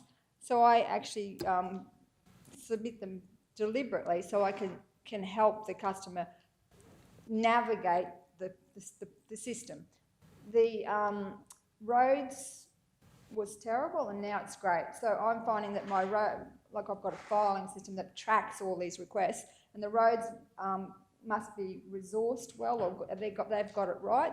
Because I get responses back, I ring the customers, they've pretty much all been responded to in some way, shape or form, but in some of those other areas, and particularly parks and gardens, and whether that's a resourcing issue, and compliance is another big one. So I think we need to really, it could be just a resourcing issue that maybe General Manager Meehan has got the staff that he needs to be able to respond and follow up within his section, but I agree with Councillor Shoemaker. Sometimes it's just a phone call. You could fix the issue, but the layers that you have to go through, the customer has to go through to get that phone call, it's just taking so much longer than if like Councillor Shoemaker said, you just pick up the phone and just respond to that customer instead of sending some email and then someone's shifting tasks back and forward.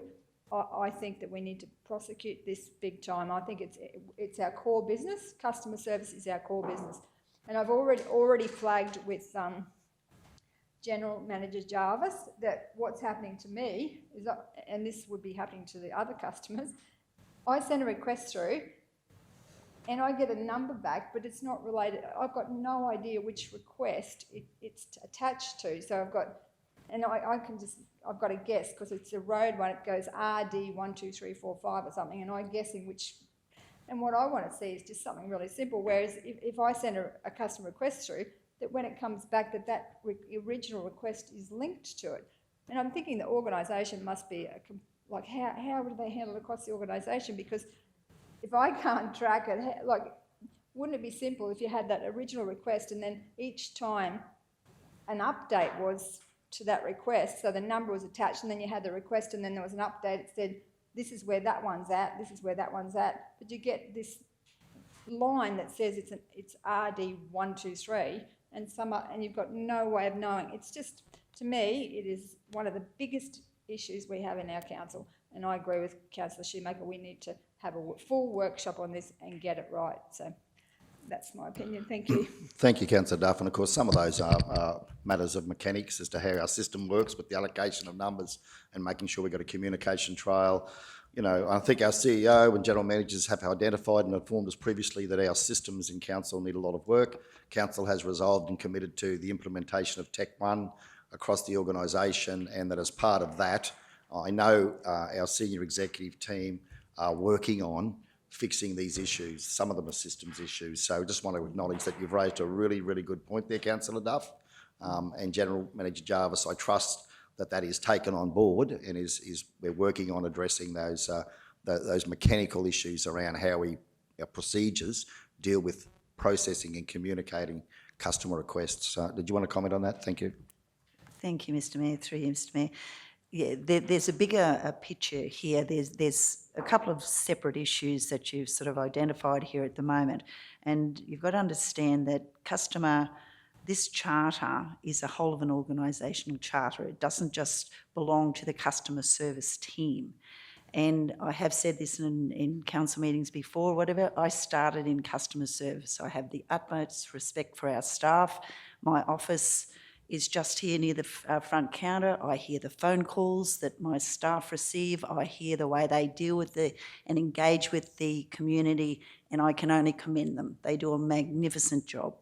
Having said that, they're the conduit to the organisation. They pass on these requests to other departments, hence this charter. So it does involve everybody else. The other issue here is, and Councillor Duff has identified her frustration with the tracking of these ECMs, which I've taken on board. I have spoken to the staff, and this again is a bigger picture. This is part, as the Mayor alluded to, it's a part of our Tech One review where we're now engaging with the staff to try to have a more efficient process. We've engaged with our business systems unit. They're at the moment, they're dealing with or trying to come up with solutions about how we can be, it can be more efficient. So that's all part of this review of our business systems, therefore looking for efficiencies. But just as and look, I haven't analysed these figures or this data, but just for your information, just to get in perspective, I just want to highlight, just from the 30th of June there until December, just some statistics here. So you've got our customer service team have receipted over 120,000 receipts. Certificates that they've issued is over 21,000 certificates they've issued. There's lots of other data here as well. Your RCM, so your requests for service, they have taken over nearly 15,000 requests for service here, and they've closed out over 13,500. So these statistics really support the work that the staff are doing. And look, I admit we can improve, everyone can improve, but at the moment it is a work in progress, and I can guarantee we do have it in hand, and we do have the right staff in the right place, I think, to provide excellence in customer service. Thank you. Thank you, General Manager. Could I just, I suppose, reiterate what General Manager has said there, that we do have a very dedicated front office staff. They're the first point of contact, the customer contact staff. They take the first phone call, they take the phone call, they take the front counter inquiries, certainly want to congratulate them. They do a magnificent job, and I'm yet to hear a complaint from a customer in my almost 12 months about the front counter staff. In fact, I get nothing but compliments about how pleasant and efficient they are. Could I suggest perhaps that the issue lies in behind the front counter in terms of how our departments respond to the community? May not be correct, but further investigations may clarify that. Also like to acknowledge the commitment, the shared commitment that Mr. CEO shares with me to getting this policy right and getting it implemented as underpinning the cultural shift that we need to make sure that our council is a high-performing council in rightly serving the customers, the residents of this region. So just want to make those acknowledgements before we go any further. Having said that, I'll now refer over to Councillor Potter for further comment. Yeah, Mr Mayor, just curious, Councillor Duff and Councillor Schumacher brought up some issues and things like that. So I'm just wondering, with the regulations that we've got in this policy, that should alleviate, that should put an end to those issues. Is that correct, Mr Mayor? Could I just say, and I may certainly invite Mr. CEO to comment, that this policy will set the service level expectations of council. Having said that, we also have to understand that there will always be exceptions and that we will never get 100% full implementation I would suggest there isn't an organisation in Australia that would get 100%. But what we're trying to target for is a significant percentage of compliance with this policy. So short answer is yes, it would go a long way to setting the expectations for council. Mr. CEO, did you want to add anything to that?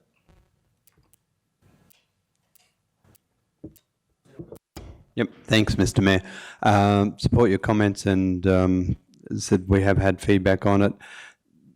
Support, and every councillor in the room is in the same position as all the senior staff. The customer is central to our organisation, and there's just, that's how I've always understood it, and no other. Just a nice simple explanation from my own head. The organisation is inconsistent in this space, and this document will, and actually if I can draw councillors' attention, and it's lovely to see the support around the table for this charter. It was first adopted in 2009, shelved, and when I got here, I had to go looking for it because we didn't know if we had one. So it hadn't been a document that came quickly to mind. It hadn't been a document that was acted upon. No, with all these policies, and certainly respect the variety of opinions around the room. Will we get it right in this go round? Possibly, possibly not. But what it will do now is it will, if it is adopted today, will give us a document that's better than the 2009 version, and it will also allow us to run between now and the end of this financial year. And it's not only the response to it. Two and a half years ago, we couldn't generate an automatic reply letter.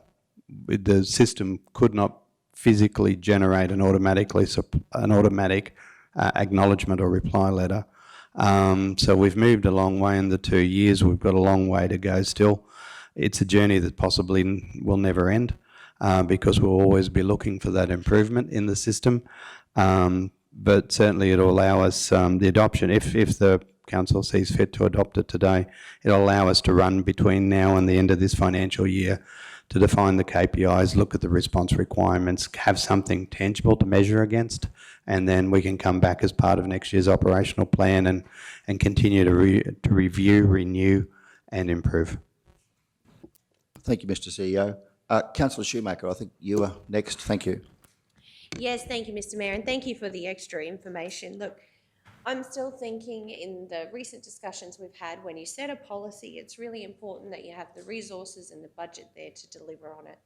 And what I'm concerned about from the feedback that I gave, and I'm very grateful for the team for compiling all that feedback and coming back to me and saying, well, we can do this now, Councillor Shoemaker, but we can't do this now because we don't have the budget and the resources.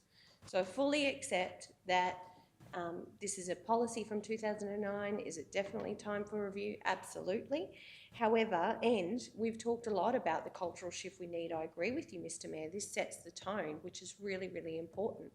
And that's why I just think I'm concerned, because with some of the feedback I got the response that, well, some teams can deliver on this and some teams can't. So are we setting ourselves up for success, or are we setting ourselves up to fail with this policy? And I just don't know if, with the inconsistencies across the departments, I'm not confident that we can deliver on this at this point in time. And I want to see an improvement, don't get me wrong, but, and I'm not being a naysayer in terms of absolutely, run it and see how it goes, sure. But my concern is when, as a council, when we set a policy, we know we've got to be able to deliver on it. And I provided some feedback that I've been told we can't deliver on those things, and I've heard the frustrations of the ratepayers, and I want some more time to really get this right and make sure we are setting our team up for success. And in closing, I'd like to acknowledge how fabulous our customer service team is. Thank you, Councillor Shoemaker. Councillor Jones. Yeah, thanks, Mr. Mayor. I just want to continue on from General Manager Jarvis with the stats that she just threw up. That's an exceptional standard that these men and women are setting out there. We know ourselves as councillors, when we're out in the general public, we cop a lot of flack, we cop a lot of aggression. These people in that front customer service, they're getting bashed just like we are. So I really want to congratulate them.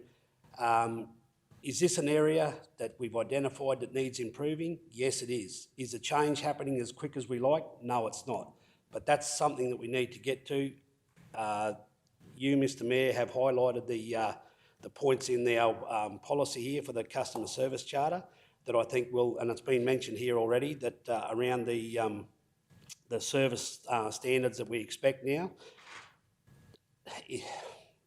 These sort of things, it's like yourself. If you get into a bad habit, it takes you 2 weeks to get into that habit and it takes you 6 months to get out of it.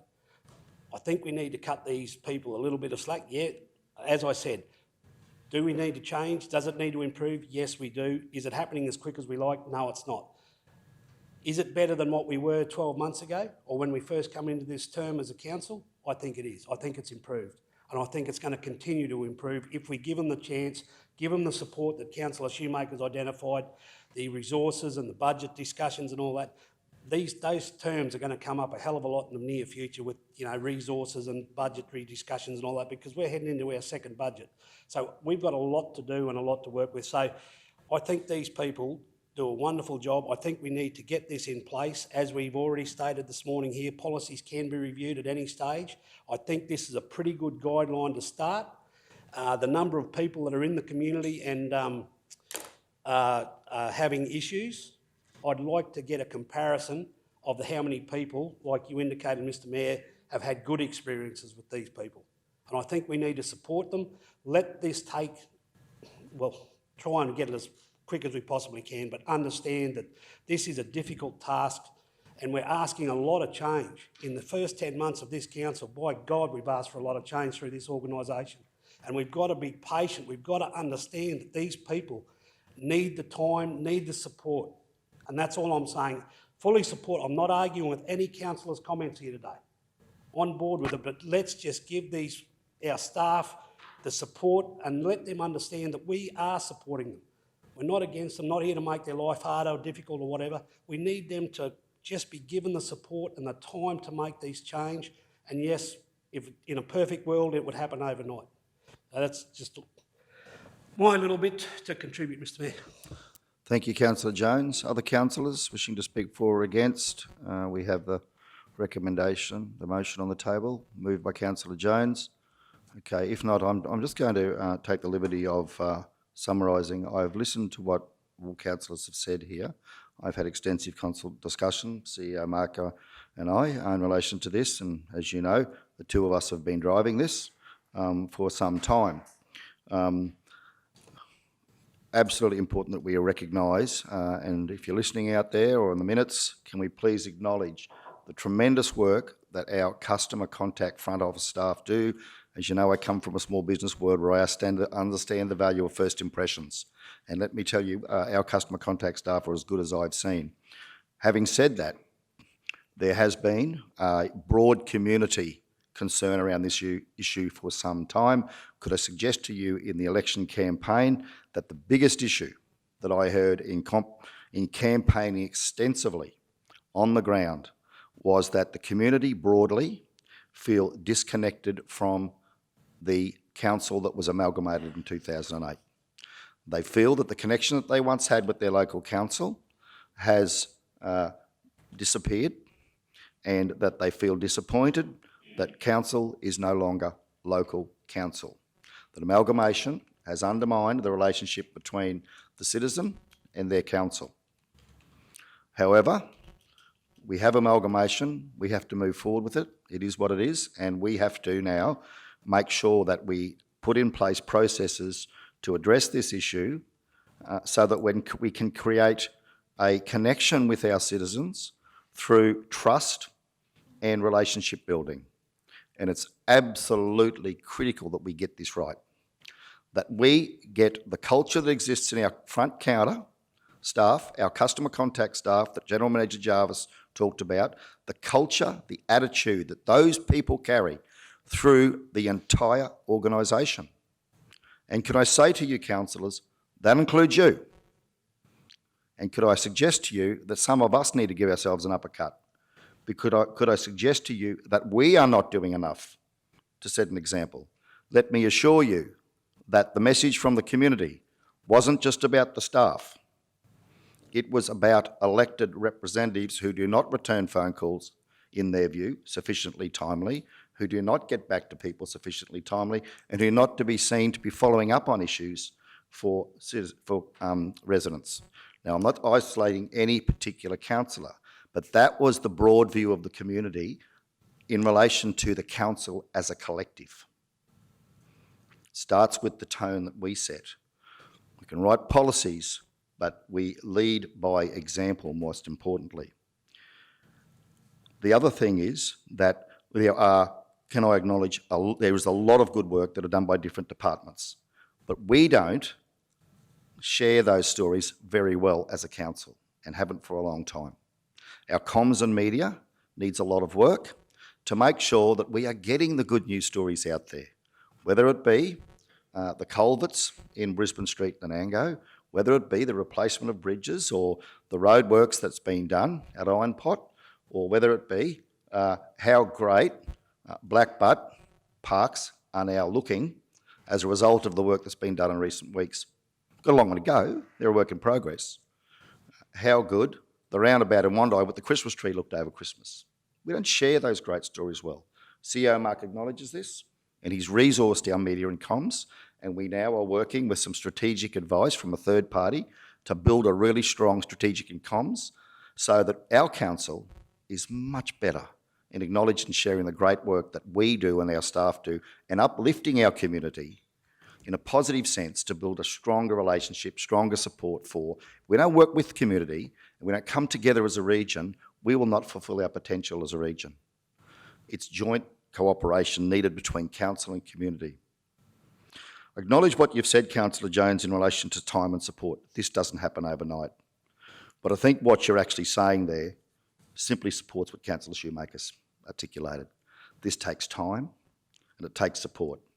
And to rush through a policy at this point in time, having heard these arguments, and I've come in here with an open mind today, with an independent mind, not knowing which way I would vote on this, but having listened to what you've all said, I think that it would be wise to take some time to get this right.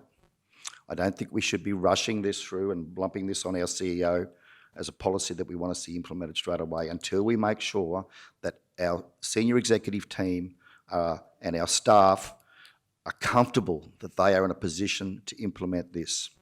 Let's not set expectations they're not ready able to deliver on.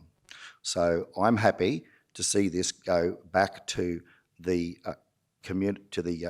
standing committee meeting in February if we have to do further work, further consultation. If councillors have further additions to this policy or changes to this policy, once we have a chance to talk further with our senior executive team and they can talk with their staff to take the time to get this right. That's my view and that's the way that I will be voting. So, Councillor Jones, having said that, as the mover, I'd certainly like to now give you the opportunity, right of reply. Did you want to add anything to the motion? Thank you. Absolutely, Mr Mayor. Look, I'm not disagreeing with what you're saying and we've got to get it right and all that. All I was saying that is we do need to take the time, and as you've acknowledged, by moving to say that you're going to leave it on the table vote, I'm happy to support that. All I'm saying is that it doesn't matter whether we decide on it today or whether we decide on it in February or whatever. We just need to understand that this will take a procedure and a process to get through. How long it takes, how long is a piece of string. All I'm saying is we need to support, understand the situation and fully support our staff. Not against leaving it on the table for further discussion, Mr Mayor, not at all. Thank you, Councillor Jones. Okay, councillors, we're at the point where we now need to go to decision. The motion is that the South Bennett Regional Council Customer Service Charter Strategic 008 be adopted as presented. Those in favour? Those against?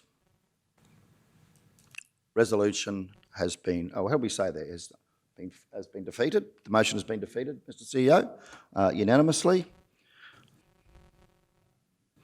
And could I suggest that we now refer the matter off to the next standing committee meeting? Yeah. Can we do that? Can I move off the floor? You can. Given you make things tricky, the 2009 policy now because this one was defeated now, is still in existence, so it still lives. Yeah, probably given the procedural resolutions, it would have been practically more, because it could have been left in abeyance and the decision been laid over until the February Standing Committee. Given we've moved past that point, yes, so motion off the floor to revisit the agenda item in February would be lovely. Thank you. So I'll dig myself out of a hole here that I created in terms of the procedures. Thank you, Mr. CEO. And I'd hereby move a motion off the floor that the Customer Service Charter Strategic 008 be presented to the February Standing Committee meeting for further consideration and discussion by Council. Do we have a seconder? Thank you, Councillor Potter. Those in favour? Motion, the resolution's been passed unanimously. Thank you. Just as a point of clarification, so we're on the same page. So we're using the draft that is presented today as the basis for discussion. So we'll bring that draft back, even though it was defeated by vote. Okay. Councillors, are we giving a clear indication to our CEO as to what we want as a council? Do we take the existing draft and bring it back for further consideration and discussion at the February Standing Committee meeting? Thank you. Okay. Now, let's move on to 9.7, which is the appointment of the independent members to the Corporate Risk and Audit Advisory Committee meeting. And I might just refer to Mr. CEO to provide us with a little bit of background as to how as to why we now need to go through this process, Mr. CEO, and General Manager, perhaps feel free to add to that. Thank you.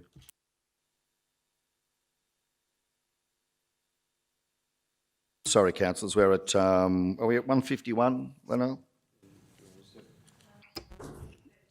136, is it? Okay, thanks, Mayor. So council's had an internal audit committee for some period of time. We've also had an internal risk committee process, and over a period of time, we've been bringing the Corporate Risk and Audit Advisory Committee processes together. The committee has previously existed of Mayor, one councillor and an external member of the committee. It is a legislative requirement that we have an internal audit committee, but it is also good governance to have these. We've taken a position where we've looked to reform, as we've brought the risk and audit committees together to form one committee. There's a number of internal staff working groups that feed up, as well as the different departments, because this is a significant area of council's governance.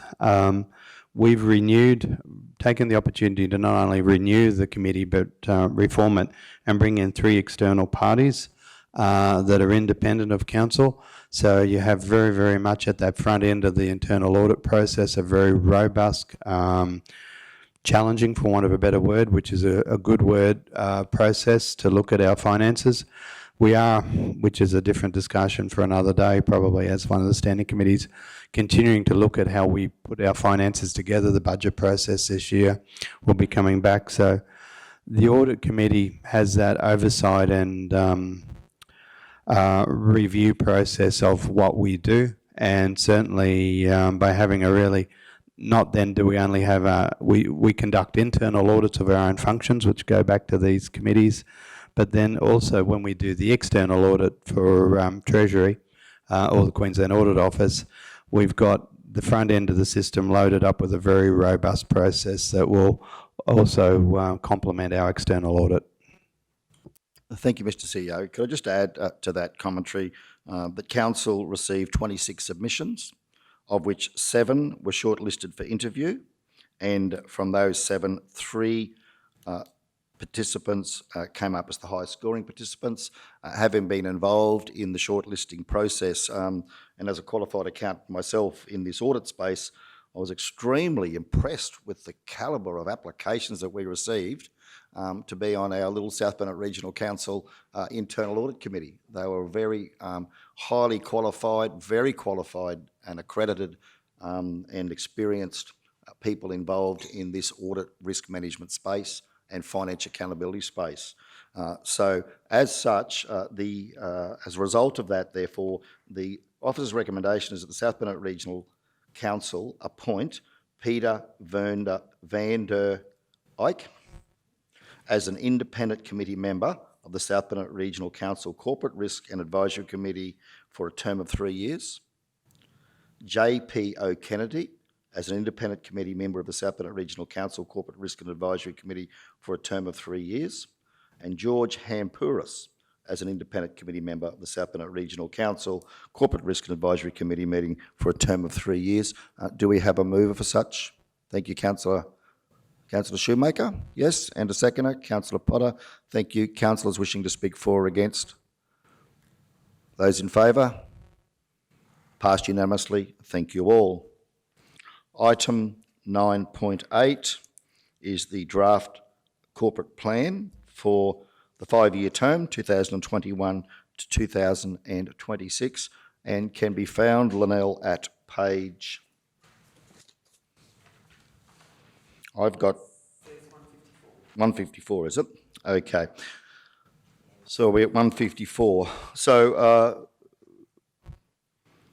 councillors and members of the gallery and the community, the draft corporate plan has been through a number of workshops that council has conducted, and the purpose of presenting it here today is to put to council, seek the adoption of the draft such that it may be able to be released then for broad and extensive community consultation, which is a very, very important part of the process.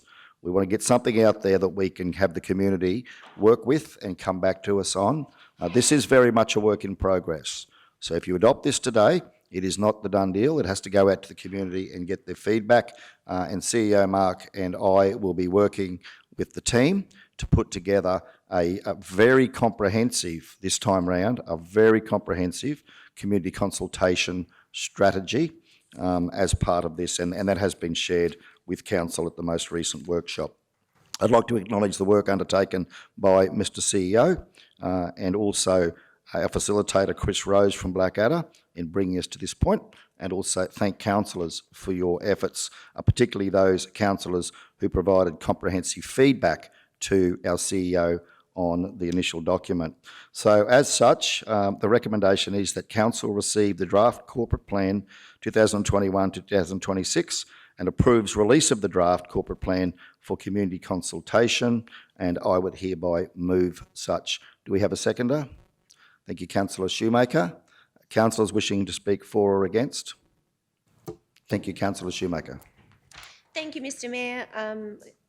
I'm just very excited about this opportunity, and I'd like to thank CEO Mark for the workshop last week, whereby we as a council were able to take the time to really focus on what we hope to achieve during this term for our region. I believe what we have before us is just not finished yet, but I believe it's a great place to start. And now we need the people of our region to really think about what's in the plan, what they'd like to see their council focus on, and ensure there aren't any gaps or any things that just don't fit in the plan, and that this is reflective of what they see are our priorities as a region, the priorities that will take us, as we talked about last week, from good to great. I'm excited about where this may lead. I see the unity of our region, a focus on community, livability, and a commitment to continuous improvement, just a few of the key pillars that will see us deliver good outcomes for our region. I look forward to more conversations over the coming months as we look to finalise this plan, and just would like to thank and acknowledge the work of the team in bringing it to the table. Thank you, Mr. Mayor. Thank you, Councillor Shoemaker. Well said. Other councillors? Councillor Jones. Yes, Mr. Mayor, I just want to completely back up Councillor Shoemaker's comments there in regards to the seven of us that all contributed in our own way to bring a corporate plan that I think sees some great achievements and going to take us moving forward into the future quite positively. And also want to commend all our staff that have certainly done the work in the background to support this. So yeah, I'd just like to congratulate my fellow colleagues, councillors, for the work that they've done. We've all contributed evenly, and I think we've got a good result moving forward. I think we've got a pretty good positive corporate plan to take out to the community for consultation. Councillor Duff. Thank you, Mr. Mayor. I'm really excited about this corporate plan. I think it's got to take it out to the community. I think it's actually I'm always against plans that I think are going to be dust collectors, and I think this plan is actually, it's got some real meat to it, and it's I know the CEO has often said, just tell us what you want. Well, I think in this corporate plan we've outlined through like a very, very extensive, extensive process. You know, I think we've got everything in there that we want to achieve over the next 4 years. It's still to go out to the community, but I think the community will be pleased to see what's coming from this particular plan.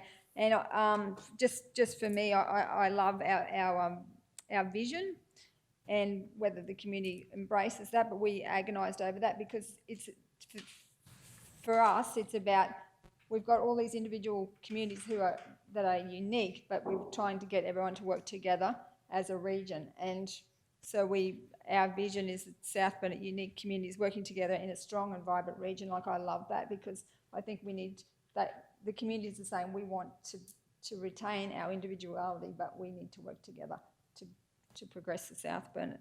So, and I also love our purpose, because we want to be customer focused, and we want to be proud. My hope is that eventually that the council, South Burnett Regional Council, gets to be so that everybody who wears the South Burnett logo is proud to do that, and that we are customer focused, and that we're proud of the work that we do, whether it be someone fixing a pothole or someone sitting in the general manager's position, that we're all on the same page, and that we're all proud of this organisation.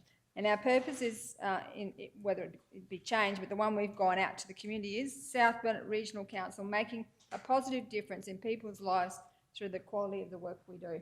So that's from the work we do here in the chamber right through to the work we do on the ground. And I think that if we can get that culture through our whole organisation, that it will make such a difference to our future as we move forward. Because if we recognise that, it doesn't matter what part of this organisation that you're valued, and that we all want to work together. So just really pleased to support this document. Thank you. Right, councillors, I'm going to stand for this because it's a very important matter, as we all recognise. To the media, we'll appreciate your support in getting this out to the community. So, local council governance under the Act has a very clear process that provides us with a framework by which we can ensure that we are delivering for our communities. That framework includes, first and foremost, the development of a 5-year corporate plan. That corporate plan then sets the strategic priorities from which we will develop our operational plan, which are the details of how we're going to get there. So this is what we're going to do. The corporate plan tells us how, the operational plan will tell us how we're going to get there. The corporate plan also informs the structure of the organisation, the organisational structure required, and the resources required to deliver the strategic priorities that we set through this plan. And there will be a process whereby we will be going through, as our CEO has articulated, and developing an operational plan for 21-22 that will be the first year in implementing the strategic priorities of this very important document. We will also be going through a process of reviewing our structure. Pursuant to that, this will also inform our budget. So as you can see, this is the document that will set the agenda for council for the next 5 years until 2026. I share Councillor Duff's comments, and to some extent, Councillor Duff, you did steal my thunder there, but thank you for leading me in. The vision proposed is that the South Burnett unique communities working together in a strong and vibrant region. They are not just words, they are a message to our community that you are absolutely unique communities.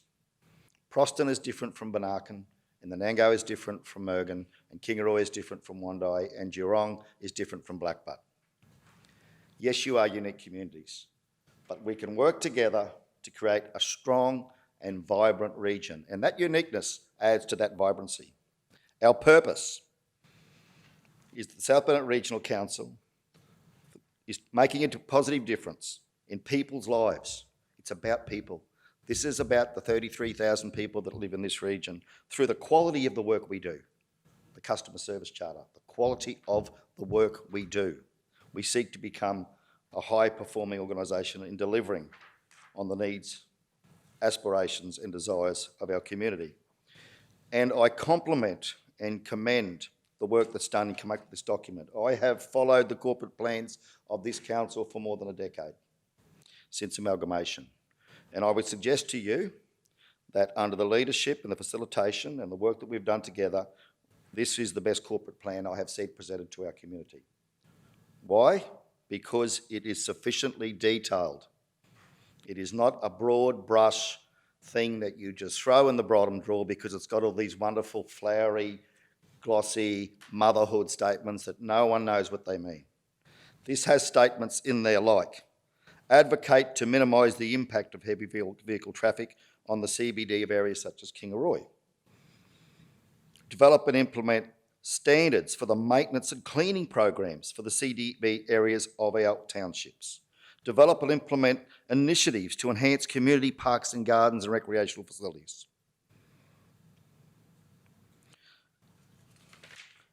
It has elements, so that was under the first element of enhancing livability and lifestyle. The second big priority is providing key infrastructure. It tends to slashing and spraying roads, continuing to focus on local roads, bridges and CBD footpaths, key freight routes, urban and rural water supply, reviewing the ownership of council land that's superfluous to the community that we may be able to divest of to give better value for money to our community, commercialising and investing in assets such as our tourist parks and our very important Coolambunya sale yards, maintaining our dams, our cemeteries and our aerodromes. Item 3, growing our region's economy and prosperity.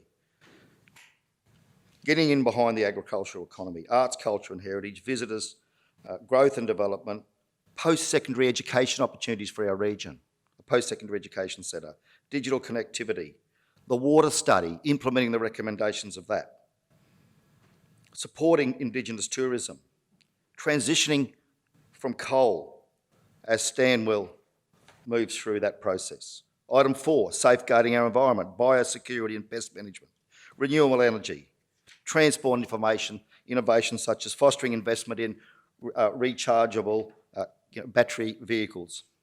Item 5, organisational excellence, delivering this corporate plan at a high level through our annual operational plans, being an ethical council, reviewing our organisational structure, making sure that when we run projects, we manage them well, engaging with community, having a high level media and communications operation, supporting business systems and practices like Tech One so that we can be a state-of-the-art organisation, and making sure that we have got, importantly, regional equity and a consistency right across the region from Banarkin to Geelong and Proston to Mergen and everywhere in between.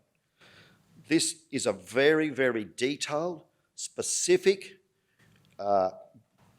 representation of what this council wants to do over its term and beyond. It gives direction to our senior executive team through our CEO as to what we want as a council.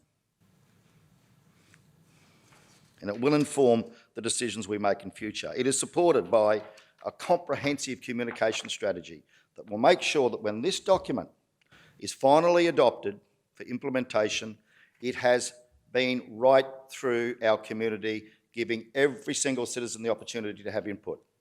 And that will go across media releases, website, Facebook posts, staff workshops, staff meetings, community meetings, advertisements through print and radio and online. It will be a comprehensive conversation that we'll be having with the community, and CEO Mark and I and the comms team are already working on a plan. You will see me and councillors in every town, village and district over the next 2 months working through the detail of this plan so that we get it right for our region.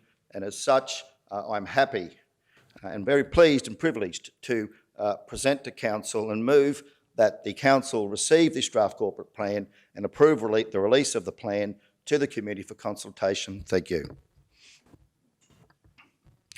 Right, councillors. Those in favour of the motion? Resolution passed. Thank you all. We'll look forward, media, community, to sharing it with you very, very soon. Okay, we're now going to move on to something a little less exciting but still important, the monthly financial report, item 9.9, and the report is contained in the agenda, which was worked through in detail at the Standing Committee meeting, and I would now offer as a recommendation is that the monthly financial report, including capital works and works for Queensland, as at 31 December 2020, be received and noted. Do we have a mover? Thank you, Councillor Shoemaker, and a seconder. Thank you, Councillor Henson. Councillors wishing to speak for or against or make comment or questions? Those in favour? Passed unanimously. Thank you all. Portfolio, raids and drainage. And Mr CEO, you know that I can be challenging to manage, but can I speak to this? On Monday morning of this week, I'll take the liberty as the chair to share with you all how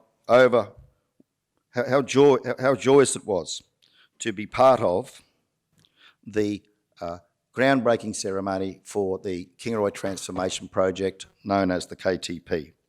And I would like to formally acknowledge here the work done by the previous council, including under the inspirational leadership of Mayor Campbell, in not wavering in his dedication, commitment and persistence in making this happen. And councillors and community, this is not a political statement by me to try and seem to be coy. I can look you in the eye and sincerely say to you that I feel privileged as a member of the community to be in a position now that, thanks to Keith's leadership and work, we have this project happening right now with excavators out there digging the ground. And with the support that came from some very determined staff, General Manager in your department, our CEO, and councillors, Jones, Potter, Froloff, Duff, Height and Fresser. Again, I say thank you to you, and I sincerely thank the Australian Government, Ministers McCormack and Littleproud, Department of Transport and Main Roads, and also, of course, the community, including the Kingaroy Chamber of Commerce and Industry. Now, there has been some debate around the finances, etc., in council. That's what democracy is about. But I am assured, Councillor Jones, that this will be delivered on time and on budget. And that is our objective now. Let's deliver this on time and on budget, and let's make it a great project for something that is long overdue. I would like to therefore move off the floor that letters of acknowledgement and thanks be sent to Minister Littleproud, the Director General of Transport and Main Roads,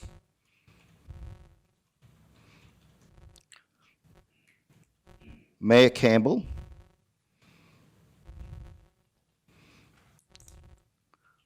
and former councillors, as named and Mel, we all know their names, the 6 of them, former councillors, and General Manager Meehan, acknowledging and thanking them for making the KTP a reality. And I would ask, General Manager, that you share that with the staff involved. I've now moved that motion.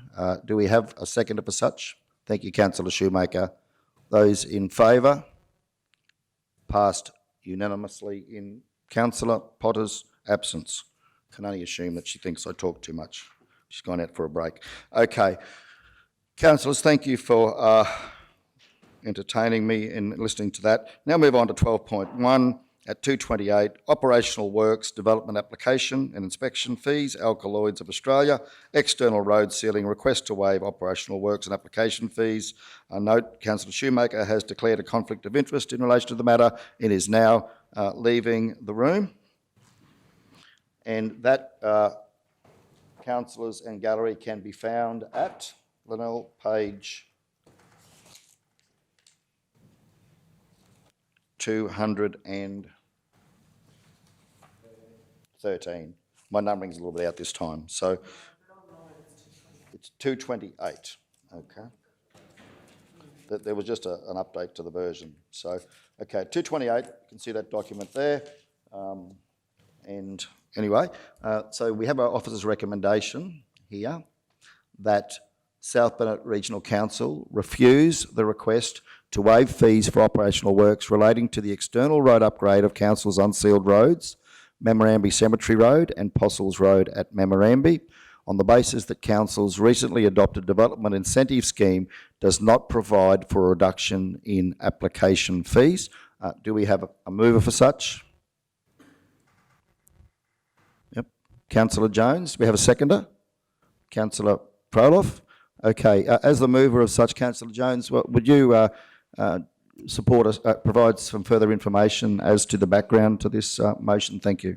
Yes, Mr Mayor, I think we had, just before Christmas, I think there were some other issues that come in identical to this, and refused them on the basis of the current policies that we operate under here in the council. So I fully support the recommendation of our of refusing this request, simply because we've already dealt with two other issues, and I believe that that's the direction that we should take. I can't see any difference in the two that we refused prior to Christmas to this one here today. So I support that motion, that recommendation, sorry. General Manager, can you please, General Manager, clarify, when we say fees for operational works, what are those fees for, and what costs, Council, do they cover? Thank you. Yeah, thank you. Through you, Mr Mayor. Yeah, so the operational fees is an application fee for assessment of those works. So the operational works are works that are being, or say in this case, being conducted on council's roadway. So our development engineer is required to assess that those works are in accordance with the Australian standards and appropriate standards. So this is an actual application fee. So applications fees fall outside of the recently introduced development incentive scheme, which was aimed at relaxation of the infrastructure fee, so those old headworks charges. So the policy doesn't actually allow, or doesn't include the waiver of application fees, so the operational, which this one is. This is probably the one slight difference in this one. This development was approved in 2019. It wasn't subject to infrastructure charges, so there was no infrastructure charges payable on this one anyway. The fees are based on the value of the work. So this is approximately a $7,000 fee. I think just $7,190. The operational part of the planning approval for this one was to upgrade the road. It's a gravel road, so it was to upgrade it to to widen that out just to a gravel standard. The applicant is going further than that and upgrading it to a bitumen sealed standard, so probably more work and more assessment, and the fees were of a higher quality. So yeah, it doesn't fit the policy, but I think that was the rationale behind the request, that they are actually doing works on council road that council's benefiting from. Thank you, General Manager. And so would it be correct to say that council will incur, the application fee will be applied to costs that council will incur in undertaking the engineering assessments that we must do? Yeah, that's correct, Mr Mayor. That's where the application fee is, to offset those costs of the development engineer. Okay, so there will be costs incurred by council in having our engineers do work as part of this project. Councillors, just for your information, and just to reiterate that our recently adopted development incentive scheme does not provide for any concessions or waiving of application fees as such. What it does provide is a 50% discount to LGIP charges, investment charges, what used to be known as headworks on commercial developments, 75% on residential developments, and 100% on rural residential and rural agricultural developments. So just for those that weren't aware, that is a significant incentive that council is applying. So, for example, if you were having to pay $100,000 previously in infrastructure charges, headworks, to do, for example, a residential development, that assessed fee would now come down from $100,000 to $25,000. So if that was on 5 blocks of land, it's $5,000 a block, not $20,000 a block. That's a significant incentive that council's providing. Of course, if it's an agricultural development or rural residential development, that $100,000 would come down to zero. So again, I would commend that to the community as a significant investment by council. Right, other councillors wishing to speak for or against the motion? Councillor Duff. Just a couple of quick questions. So in this particular application, is the applicant going to get a benefit from I know that they're asking for a waiver of this particular fee, but are they going to get a benefit from the infrastructure, like the LGIP incentive scheme? That's the first question. And the other question is to General Manager Meehan, is if someone, as has been pointed out by General Manager O'May, has actually gone above and beyond and put a road that was unsealed to a bitumen standard, is there anywhere in like our sort of like our thought pattern that we could, like he's done more than he needed to, that we could provide some, I know it would be against our policy, but that's a significant contribution that he's made towards a road that he didn't need to. So, you know, I get why the applicant is asking for a fee waiver. I'm just wondering what your thoughts are around, you know, it's probably not something that normally happens where someone goes above and beyond what they need to do. Just 2 questions. Thank you, Councillor Duff. If I can just answer one other questions for the General Managers. As General Manager O'May said, there were no LGIP charges, no infrastructure charges applied here at all. So there were 0 infrastructure charges incurred by the applicant in this case. Please correct me, General Manager, but I believe that's what you just articulated to Council? Yeah, through you, Mr. Mayor, that's correct. And because this development was done, or the approval went through just prior to Council adopting the new LGIP charges, so we didn't have those infrastructure charges. We're in a blackout period where we weren't charging them, so there weren't charges applicable to this one at that time when it was approved. Yep, thank you, General Manager. Just then I'll hand over to General Managers to respond to the second question as to around the benefit to Council. General Manager, thank you. Yeah, thank you. Through you, Mr. Mayor. It's probably there's no right or wrong answer to that one, Councillor. Obviously, the applicant in this case is undertaken work above what may be required in the operational works. Obviously, that's a business benefit to them as well as the community around that area. As far as the discounting by council in relation to that, it's just a case-by-case basis that you would have to look at that to see what the benefit to that is. Obviously, if council was to contribute to doing those additional works, that would have to come from a budget somewhere to do that, and it may not also be your highest priority to do those works too. So just probably have to balance it up on a case-by-case basis around the benefit. Of course, if it wasn't welcomed by us, obviously we would you know, make that clear. So I think it's a good outcome for the Memorandum community to have that road sealed. Thank you, General Manager. Councillor Duff probably just wanted to add to that. So there will be a benefit by the app.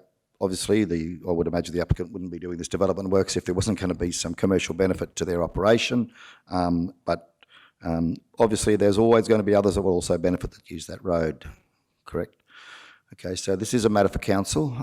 The only thing we would need to consider if you did want to vote against the resolution is that if we're going to give a concession here or a waiver, that council does also have precedent issues to consider in relation to others who may apply for an application in relation to the waiver of fees. that really are then applied to council covering its costs of our engineers. So I would personally be giving serious consideration to that. Okay, councillors, anyone else wish to speak for or against Councillor Jones' motion? Oh, okay, those in favour? Resolution passed unanimously. Thank you all. General Manager, can you bring Councillor Shoemaker back in? Thank you.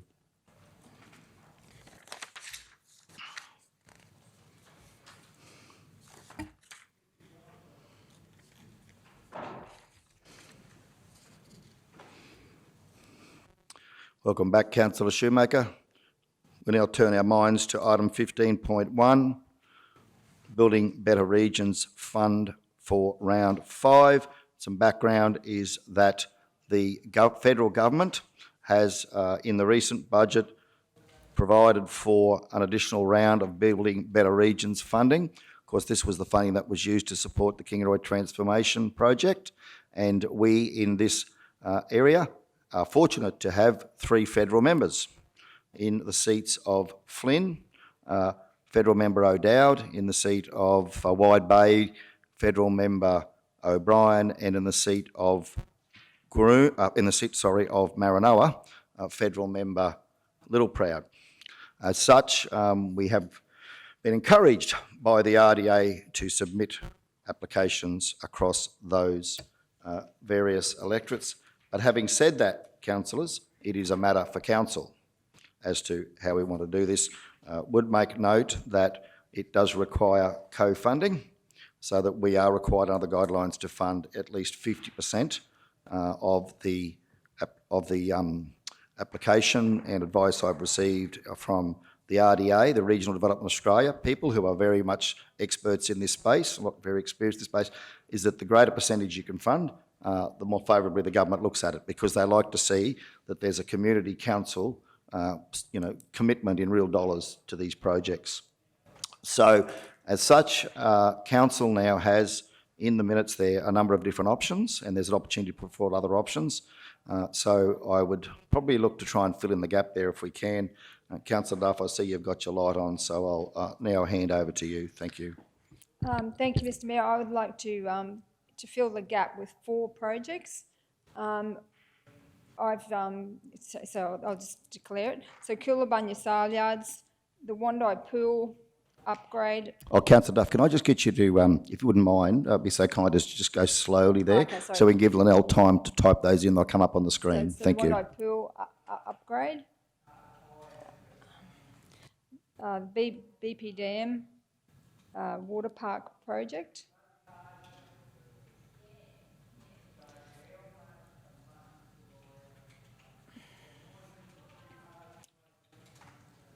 And number 4, an agricultural strategic plan.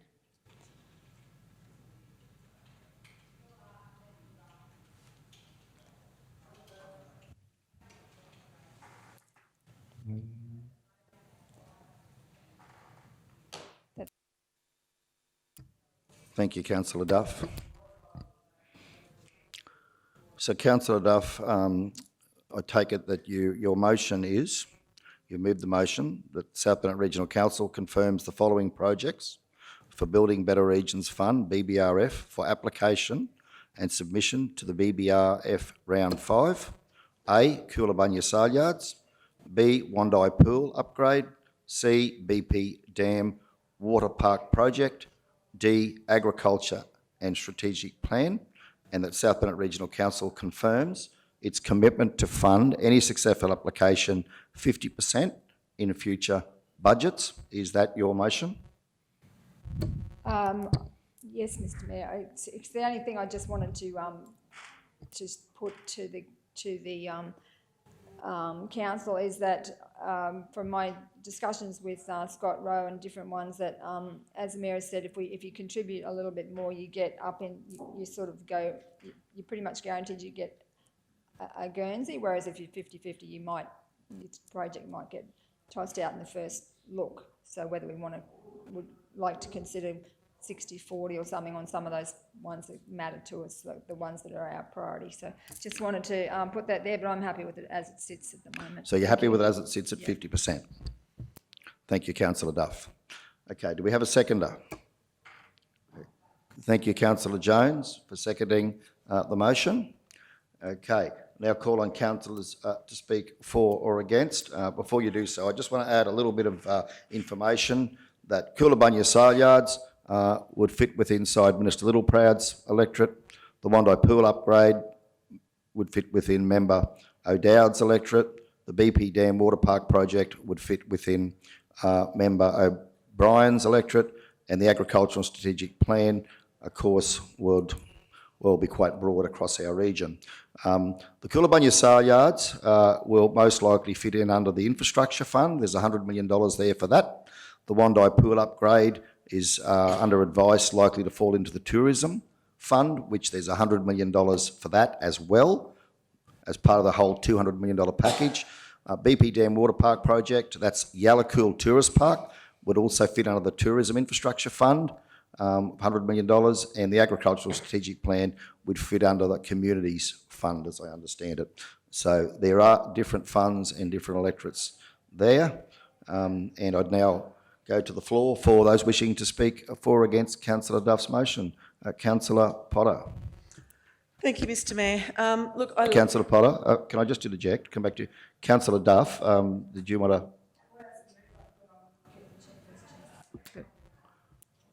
I believe you've spoken in presenting the motion, is that correct? No, I just moved the motion. You moved the motion? Okay, Councillor Potter, I'll give Councillor Duff the opportunity to speak. Thank you. Go ahead, Councillor Duff. Thanks. Sorry, Councillor Potter. I just thought that because I moved it, I thought I would, yeah. So the Coolabunnya Sale Yards, to me, I think it's one we should absolutely prioritise, because the councillors were out there at the sale yards yesterday, and I think we can tick the economic benefit box, because I spoke to a number of producers who said that a lot of people won't bring their cattle to the sale yards because of the state of the yards and the state of the water. And so the argument to bring economic benefit is that if we upgrade the sale yards, that we will get more producers to actually patronise that particular facility, because they're turned away by the state of the facility. And I think all the councillors would agree that it's long overdue that something happens there. Concerned about safety issues and all sorts of things, but I certainly think we could tick the box with economic benefits, and that infrastructure funding goes right into jobs and promotion and bringing economic benefit to an area, and it's also in David Littleproud's area. So that's why I like the Coolabunnya Sale Yards project. In Ken O'Dowd's, we had the Proston to Heisel rail trail. I was of the belief that it was a project that had the support of the community. Not one person came to me and said otherwise.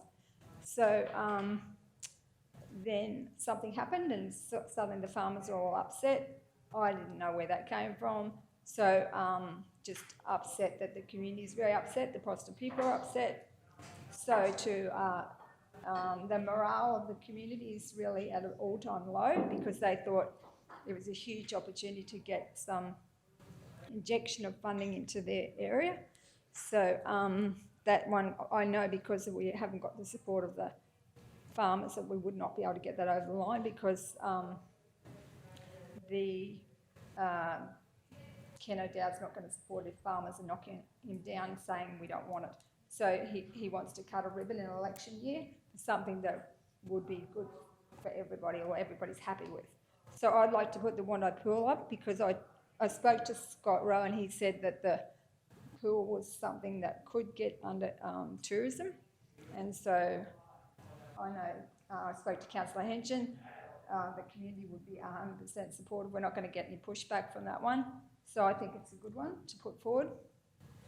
The BP Dam Water Park project is in Lou O'Brien's area. I had a couple of meetings, one meeting, and also with General Manager O'May and also Acting Manager Mark Watt about what we could do in Wide Bay for Lou O'Brien, and Heath Sanders is actually managing BP Dam at the moment. It looks like getting Baduma Dam as well, and he was in that one meeting that we had, and suggested the water park project. So Acting Manager Watt and General Manager O'May have done some work on that project, and all the councillors have in front of them a document which says what we'd like to see is a water park, low-depth water park and aquatic playground, including covered seating area featuring local Aboriginal artwork, $500,000. Amenities for unisex toilets and change room, $80,000. Putt-putt, mini putt-putt 9-hole golf course, $15,000. Cabins, $120,000, which would total $715,000. So that's the project that I would like to put forward for Wide Bay. And then I had a look at the other stream, which is community, but council can also put a project forward in that, and planning is something that ticks the box. And I think that because we are an agricultural region, that it would be wise for us to at least try, and the $20,000 is what I would suggest, because that's the limit, where you don't have to match it dollar for dollar. So we could just, if $20,000 for doing an agricultural strategic plan, because it's our core business, and I don't think we do anywhere near enough in the agricultural space. It would be an opportunity to have a look at what we could do as a council to support agriculture, whether it be economically or through rural resilience and suicide and all that sort of stuff. So they're the 4 projects that I would like to put forward. I would like council to consider some of the projects that we really want to try and win over, and I think we've got a good chance of winning most of these projects, is that if we went more than 50%, like 60-40 or something like that, we would have a much better chance of getting those ticks for the project. So, but I'll leave it at that. Thank you. Thank you, Councillor Duff, and my apologies for not going to you earlier. Just a couple of things there. I have sponsored or promoted the idea of an agricultural strategic plan to Councillor Duff. I believe that could be a very important document that serves to, I suppose, engage with the community in the ag sector and inform how we'd like to progress the development of agricultural industries across our region. That one is 100% funded, by the way. So on that basis, I'd certainly encourage Councillor Duff to pursue that, as well as the Wandai pool upgrade. I've received a lot of community feedback around Wandai that if there's one thing they want, it's to get their pool up to a standard they're happy with. It's used by people with little children and families, and the elderly go down there and do water classes. It's a really important asset for that community, so I'd certainly like to support and speak in favour of that. I think Council's demonstrated previous meetings, our commitment to the development and the long-term sustainability of the Coolabunga sale yards as a important commercial and community asset. And I spoke with Mayor Elvey, and she certainly expressed to me the value to a water park project for Indigenous families in providing opportunities for them to spend time at the water park.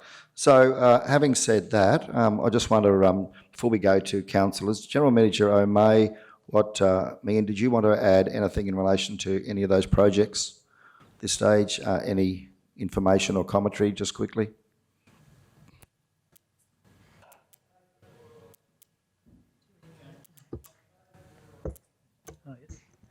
Yeah, thank you. Through you, Mr Mayor, certainly it's Coolabunga sale yards, we'd certainly be looking at progressing that, because as Councillor Duff said, Council's made a commitment to retain those yards and upgrade them. So we do see that we'll be, we talked about this morning, we will be pushing ahead with that. So certainly a project like that, where we are renewing one of Council's assets, is good asset management strategy to, for council sustainability. Agricultural strategic plan, if it's fully funded, I would certainly see that there'd be benefits for that. Yeah, upgrades, new assets are always probably the one that we need to assess when we're bringing on new assets. I suppose the business cases behind those things just need to be carefully considered given the ongoing costs with those. But yeah, really, you don't really have too much comers. Fully support the Coolabunga given we are going through that, but really it's in council's hands, these applications. Oh, absolutely. But there has been conversations between Councillor Duff and your staff, I believe, in relation to certainly those first, certainly A and C, is that correct?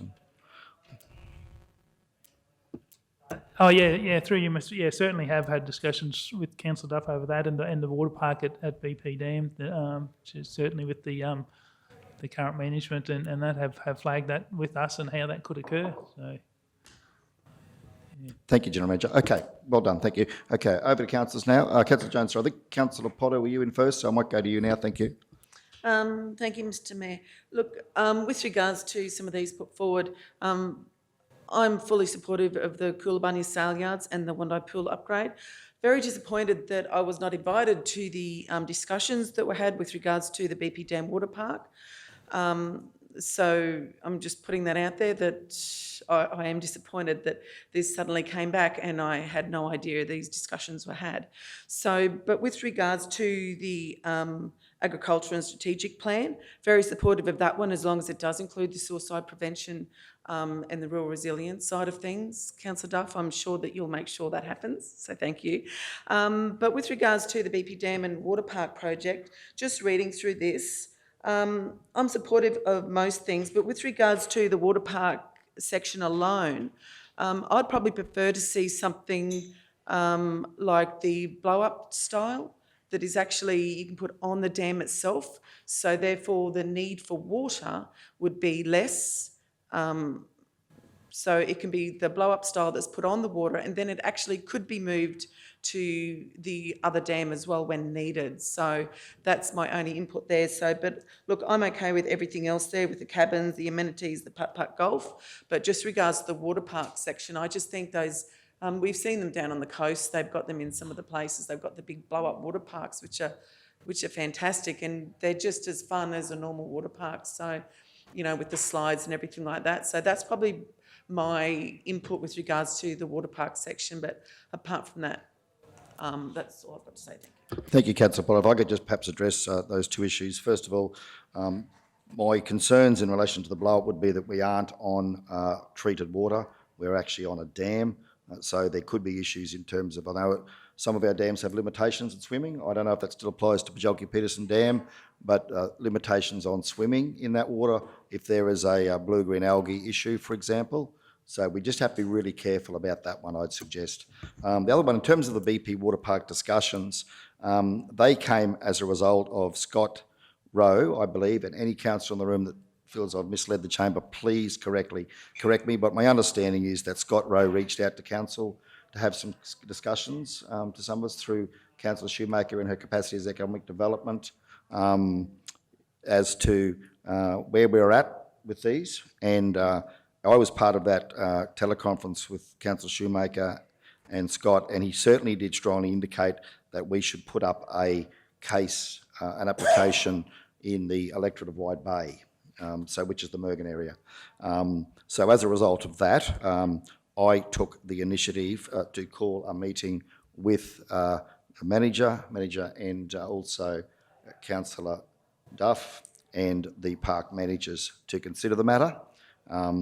And as initial discussions with the view to bring it back to council. And I apologise that all councillors weren't involved in that, but I suppose the only reasoning was the fact that time is of the essence here, and we have to have these in by the 5th of March. So not an excuse, not a reason, but only a reason for why that occurred. So my sincere apologies for councillors not being engaged in the early stages of that process. Okay, Councillor Potter, did you want to respond before we go to Councillor Jones? Thank you. Oh, no, thank you, Mr Mayor. No, it's actually just something I forgot to add because with regards to our new corporate plan, there's a support, advocate and facilitate real outcomes for mental health and suicide prevention, for advocating for community, for a wellbeing centre. And I just think that it might be appropriate for us to even think about something along those lines for employment of of maybe an officer that could be in town. So I'd like us to consider something along those lines as well. Thank you. Yeah, thanks very much. The employment of an officer to work in that space would be clearly something council, I think, would be prepared to consider. Mental health is such a very important issue. Thanks again for raising that, Councillor Potter. Okay, Councillor Jones. Yes, thank you, Mr Mayor. As you'd be probably well aware, I'm very happy with the Coolabunna Sale Yards being there at number 1. And I'm fully supportive of the other ones that Councillor Duff has put up. I think they're great initiatives, they're great things for the region. Councillor Duff has provided documentation here as far as expenses and all that sort of stuff. A question to the CEO through you, Mr Mayor. The cut-off date for the applications to be lodged is March. I just said that, Councillor Jones, 5th of March. 5th of March. Yeah. Okay, so in regards to Councillor Potter's questions there in regards to blow up and all that sort of stuff, I think if we move quickly, we can negotiate, talk and work out how we put or word these applications. Is that a fair statement? Would we have time to address the BP water park project, that sort of stuff? It's probably too many on. Thank you. I was broken. Yeah, we're going to have to get our skates on because someone does have to write these, and there's a fair bit of body of work into them.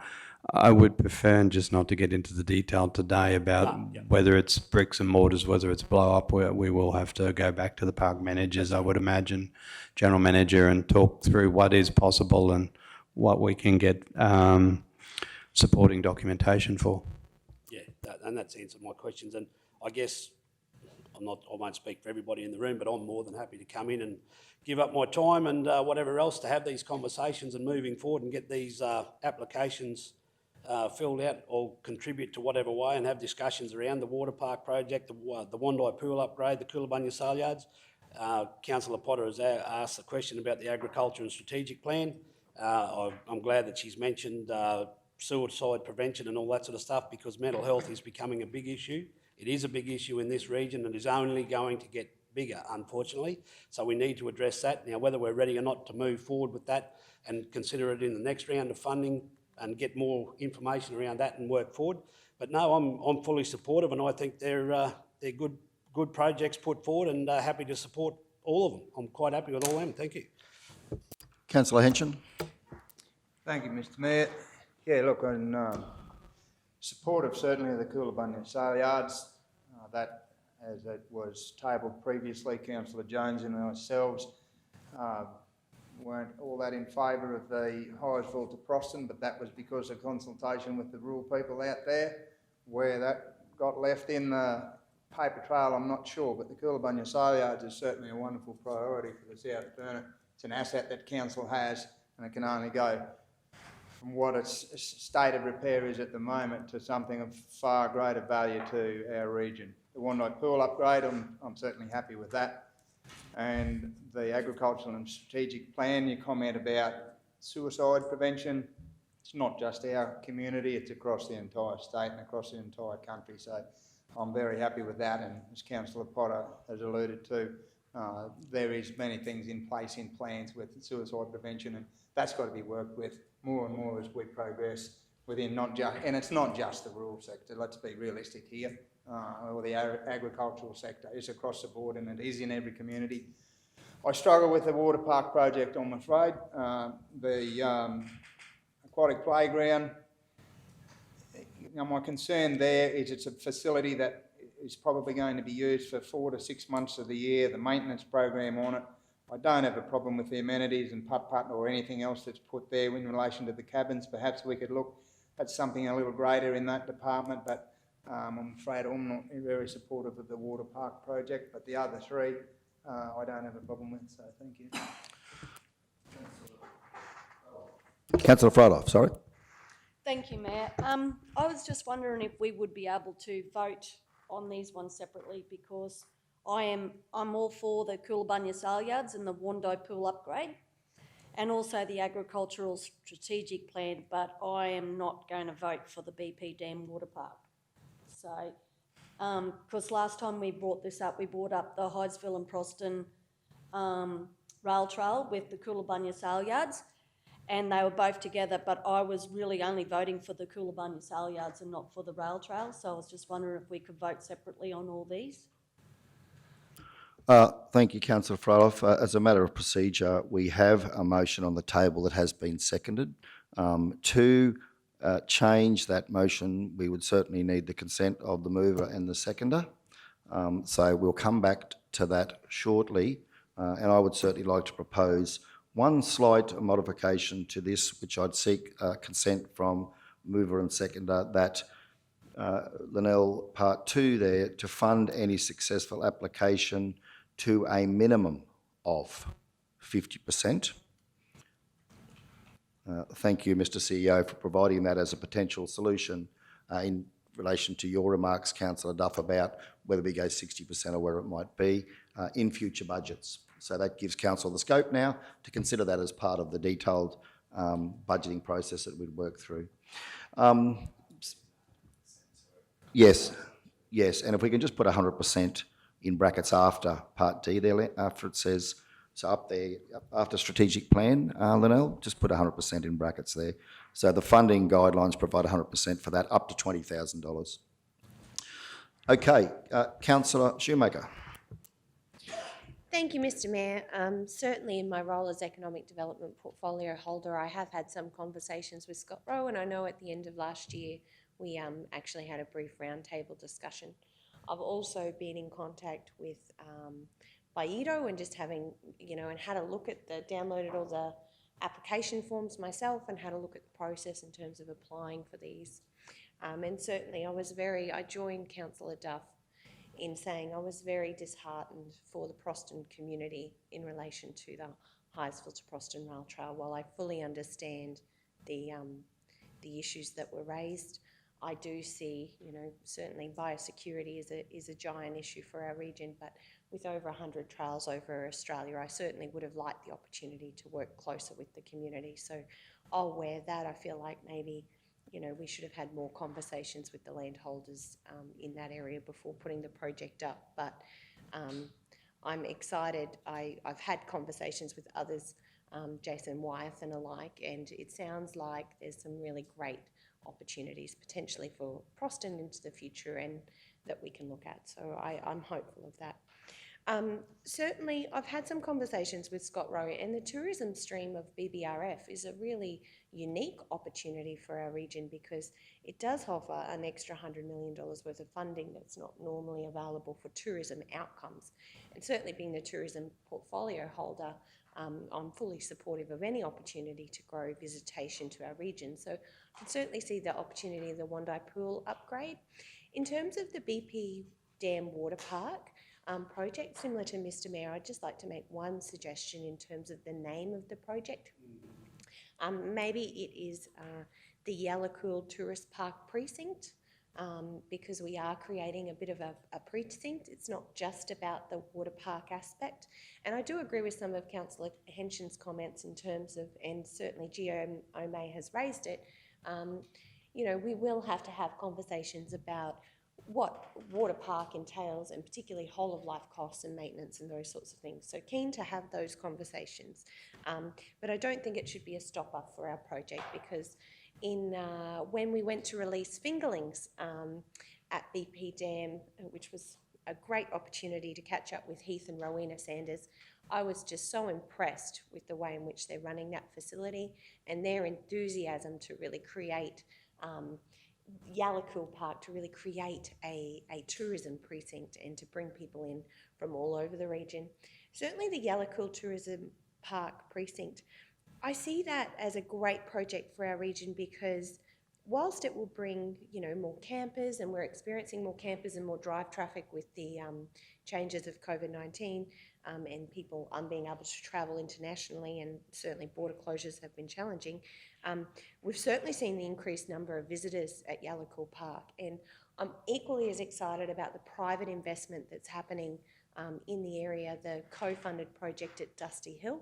And when I spoke to Scott Rowe, he mentioned that for this project to be successful, there's a really great opportunity for us to leverage what's happening already with the wineries and things around Moffatdale. So I see this really as a great opportunity to show council's commitment to tourism and certainly providing facilities, yes, that encourage people to come and visit our region, and there's certainly economic benefits from that, but also providing opportunities, as Mayor Otto has said, for local residents. And certainly, as we've highlighted in times of difficulty in our community, nothing is better than being able to come together for a family picnic or hang out in a free place. So, you know, I can see myself with my family there someday hanging out by the dam, and it will just add to what's been happening in terms of the fishing competitions and these sorts of things. We could really, the concerts and things that have happened at Yallocool really, really grow that facility. So Coolarbunya Sale Yard, as you know, I'm fully supportive. It was great to be at the sale yesterday and catch up with everybody, and certainly I can't wait to walk around that facility. I know regardless of whether we're successful for this funding, I'm passionate about seeing that facility improve, and it's such an exciting project.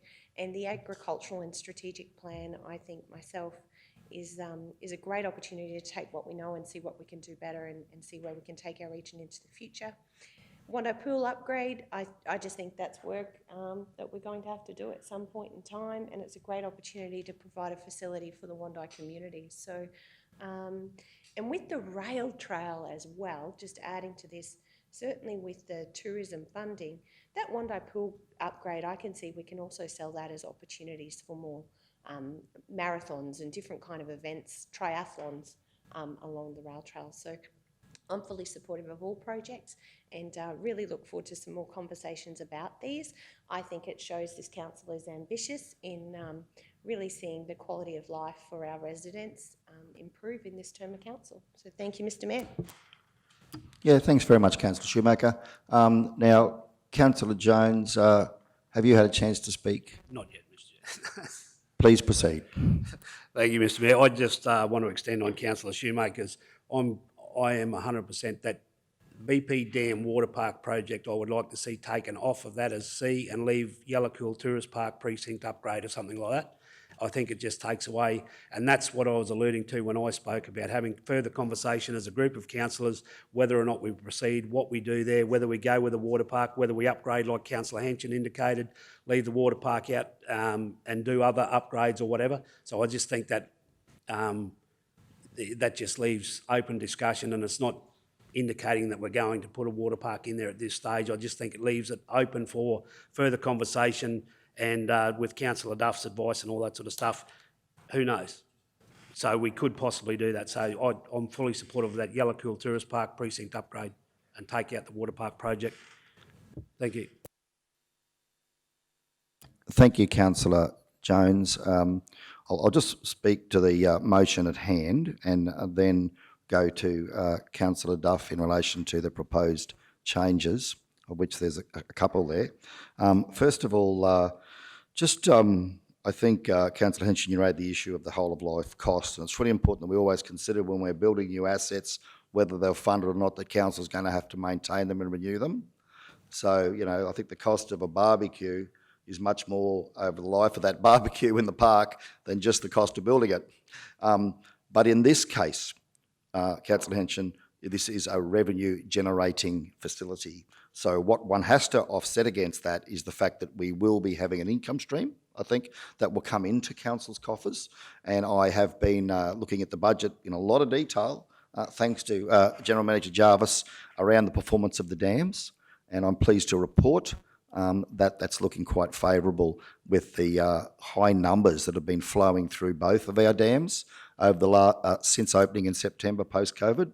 So I want to congratulate the work that's been done by particularly the managers of those dams and also the management team that oversee them. That's been a great result. 100% up on numbers last year. That's awesome, and the financials reflect that. And I'm of the view that the whole of life cost on this will be well and truly covered by the additional revenue that will be generated by council by having that water park facility there, particularly if we're going to add more cabin space. I would like to certainly see the BP Dam become the premier inland southern Queensland tourist destination, tourist park, just as I'd like to see Boondooma become the premier inland fishing dam, lake. Okay, so whatever you call it. Just on Highsville to Proston, just want to clarify for councillors and for media and community that Councillor Duff put that up. I put that up as a motion at the last meeting, and that was supported by, was resolved by council, and that Councillor Duff did speak to the matter, and that Councillor Duff, I want to clarify appropriately that Councillor Duff did make it clear that her statement that 13 of the 14 stakeholders consulted supported that, and she said so in reference to the feasibility study that had been done. So that's what was reported in the feasibility study. I have checked and confirmed for myself, and I have checked Councillor Duff's comments, and they weren't. They were to say that the feasibility study says that 13 of the 40 people consulted supported, and there was only one objection. So I just want to clarify, Councillor Duff did make reference and relied upon the feasibility study in her comments. Okay, so that being the case, I would now ask if anyone else wants to speak before Councillor Duff, we hand over to you. We have some proposed little changes there. One is that application to a minimum of 50%, first of all. Councillor Duff, I'll just ask you to acknowledge, are you comfortable with that? Okay. The change to a BP Dam Water Park project to Yallacool Tourist Park Precinct? Okay. That being the case, Mr. Chair, procedurally, I think we will put the matter to the vote, would we not? Yeah. So unless you support an amendment, unless there's an amendment formally, I would now be seeking to put the matter to the vote as it stands. Yes, and in doing that, to finalise that, I'll now call on you to speak to the motion in wrapping up before we go to the vote. Thank you. So the reason why that I wanted it to be a water park project is because that's bold and ambitious. If you said that there's a water park at BP Dam, people get excited about it. If we water it down and have it just a couple more cabins and stuff like that, what Heath Sanders had said to me that Rotary wanted to support this. He's done extensive study on it. He's gone around and looked at other water parks, and he found one that is recycled water that we could put in there that has Indigenous art around the bottom, and he just said that he would be able to attract local, not only just tourists, but locals would start to use the dam. So I was excited about the whole water park thing because it's straight away, people get excited across our region, a water park. It's bold and it's ambitious, and it's something that's the project I want to support. I do not want to support a watered down project where we just get a couple of blow up things and throw them in with all due respect. The water park, as soon as you say it, everybody loves the idea. So I want to do something a bit special for that area, and I know that from speaking to Scott Rowe, he said that he thinks that is the project that will be the most likely to get up because it's exciting, it's tourism, it's what they're trying to do to bring more people to our region, to bring economic benefit to tourism. That's the stuff that dreams are made of, and so I'm not in unless it's that one. Thank you. Thank you, Councillor Duff. As a matter of proper procedure, I just want to clarify, Councillor Jones, the motion is as you seconded it, except for that I've just put in there to a minimum of 50%. I just want to confirm that, are you comfortable with that, changing it as the seconder to a minimum of 50%? That's the change we've made, isn't it, Mr. CEO? Yeah.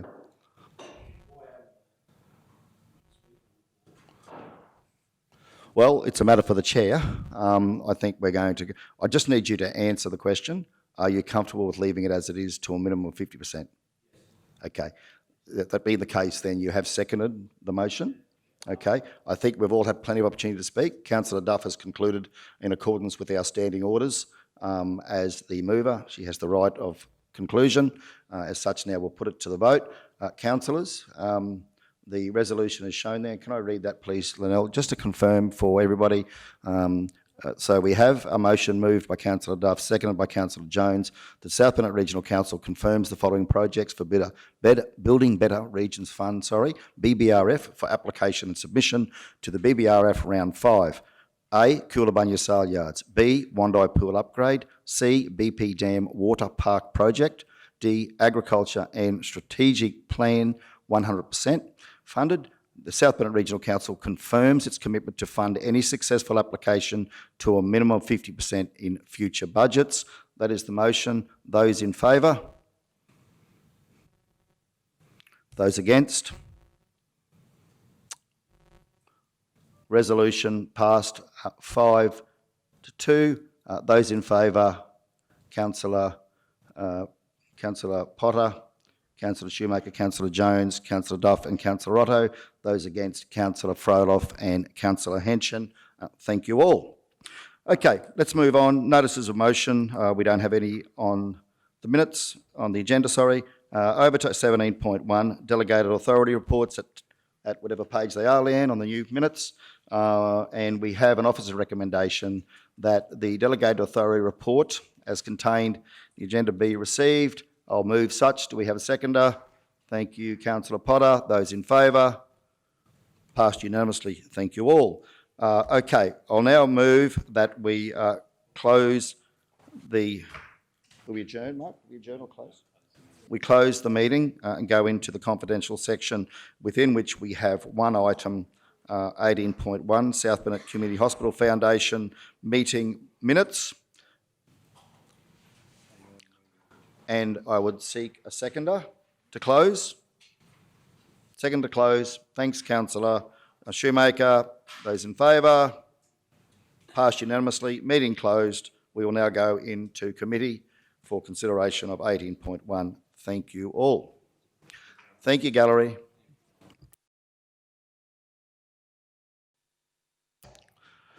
Okay, welcome back, councillors, to the open general meeting. Officer's recommendation is that the information report on South Bennett Community Hospital Foundation Limited Board meeting held on the 6th of October 2020 be received. Do we have a mover for such? Thank you, Councillor Froloff, a seconder. Thank you, Councillor Potter. In favour? Passed unanimously. Thank you all. General Manager, could you please bring Councillor Shoemaker back into the room?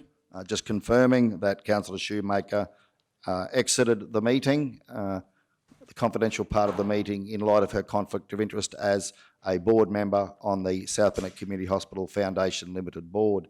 So that is the end of the meeting. All the items have been addressed. Thank you, Council. Thank you, members of the gallery. Thank you, staff. And God bless. May you have a wonderful rest of day. Thank you.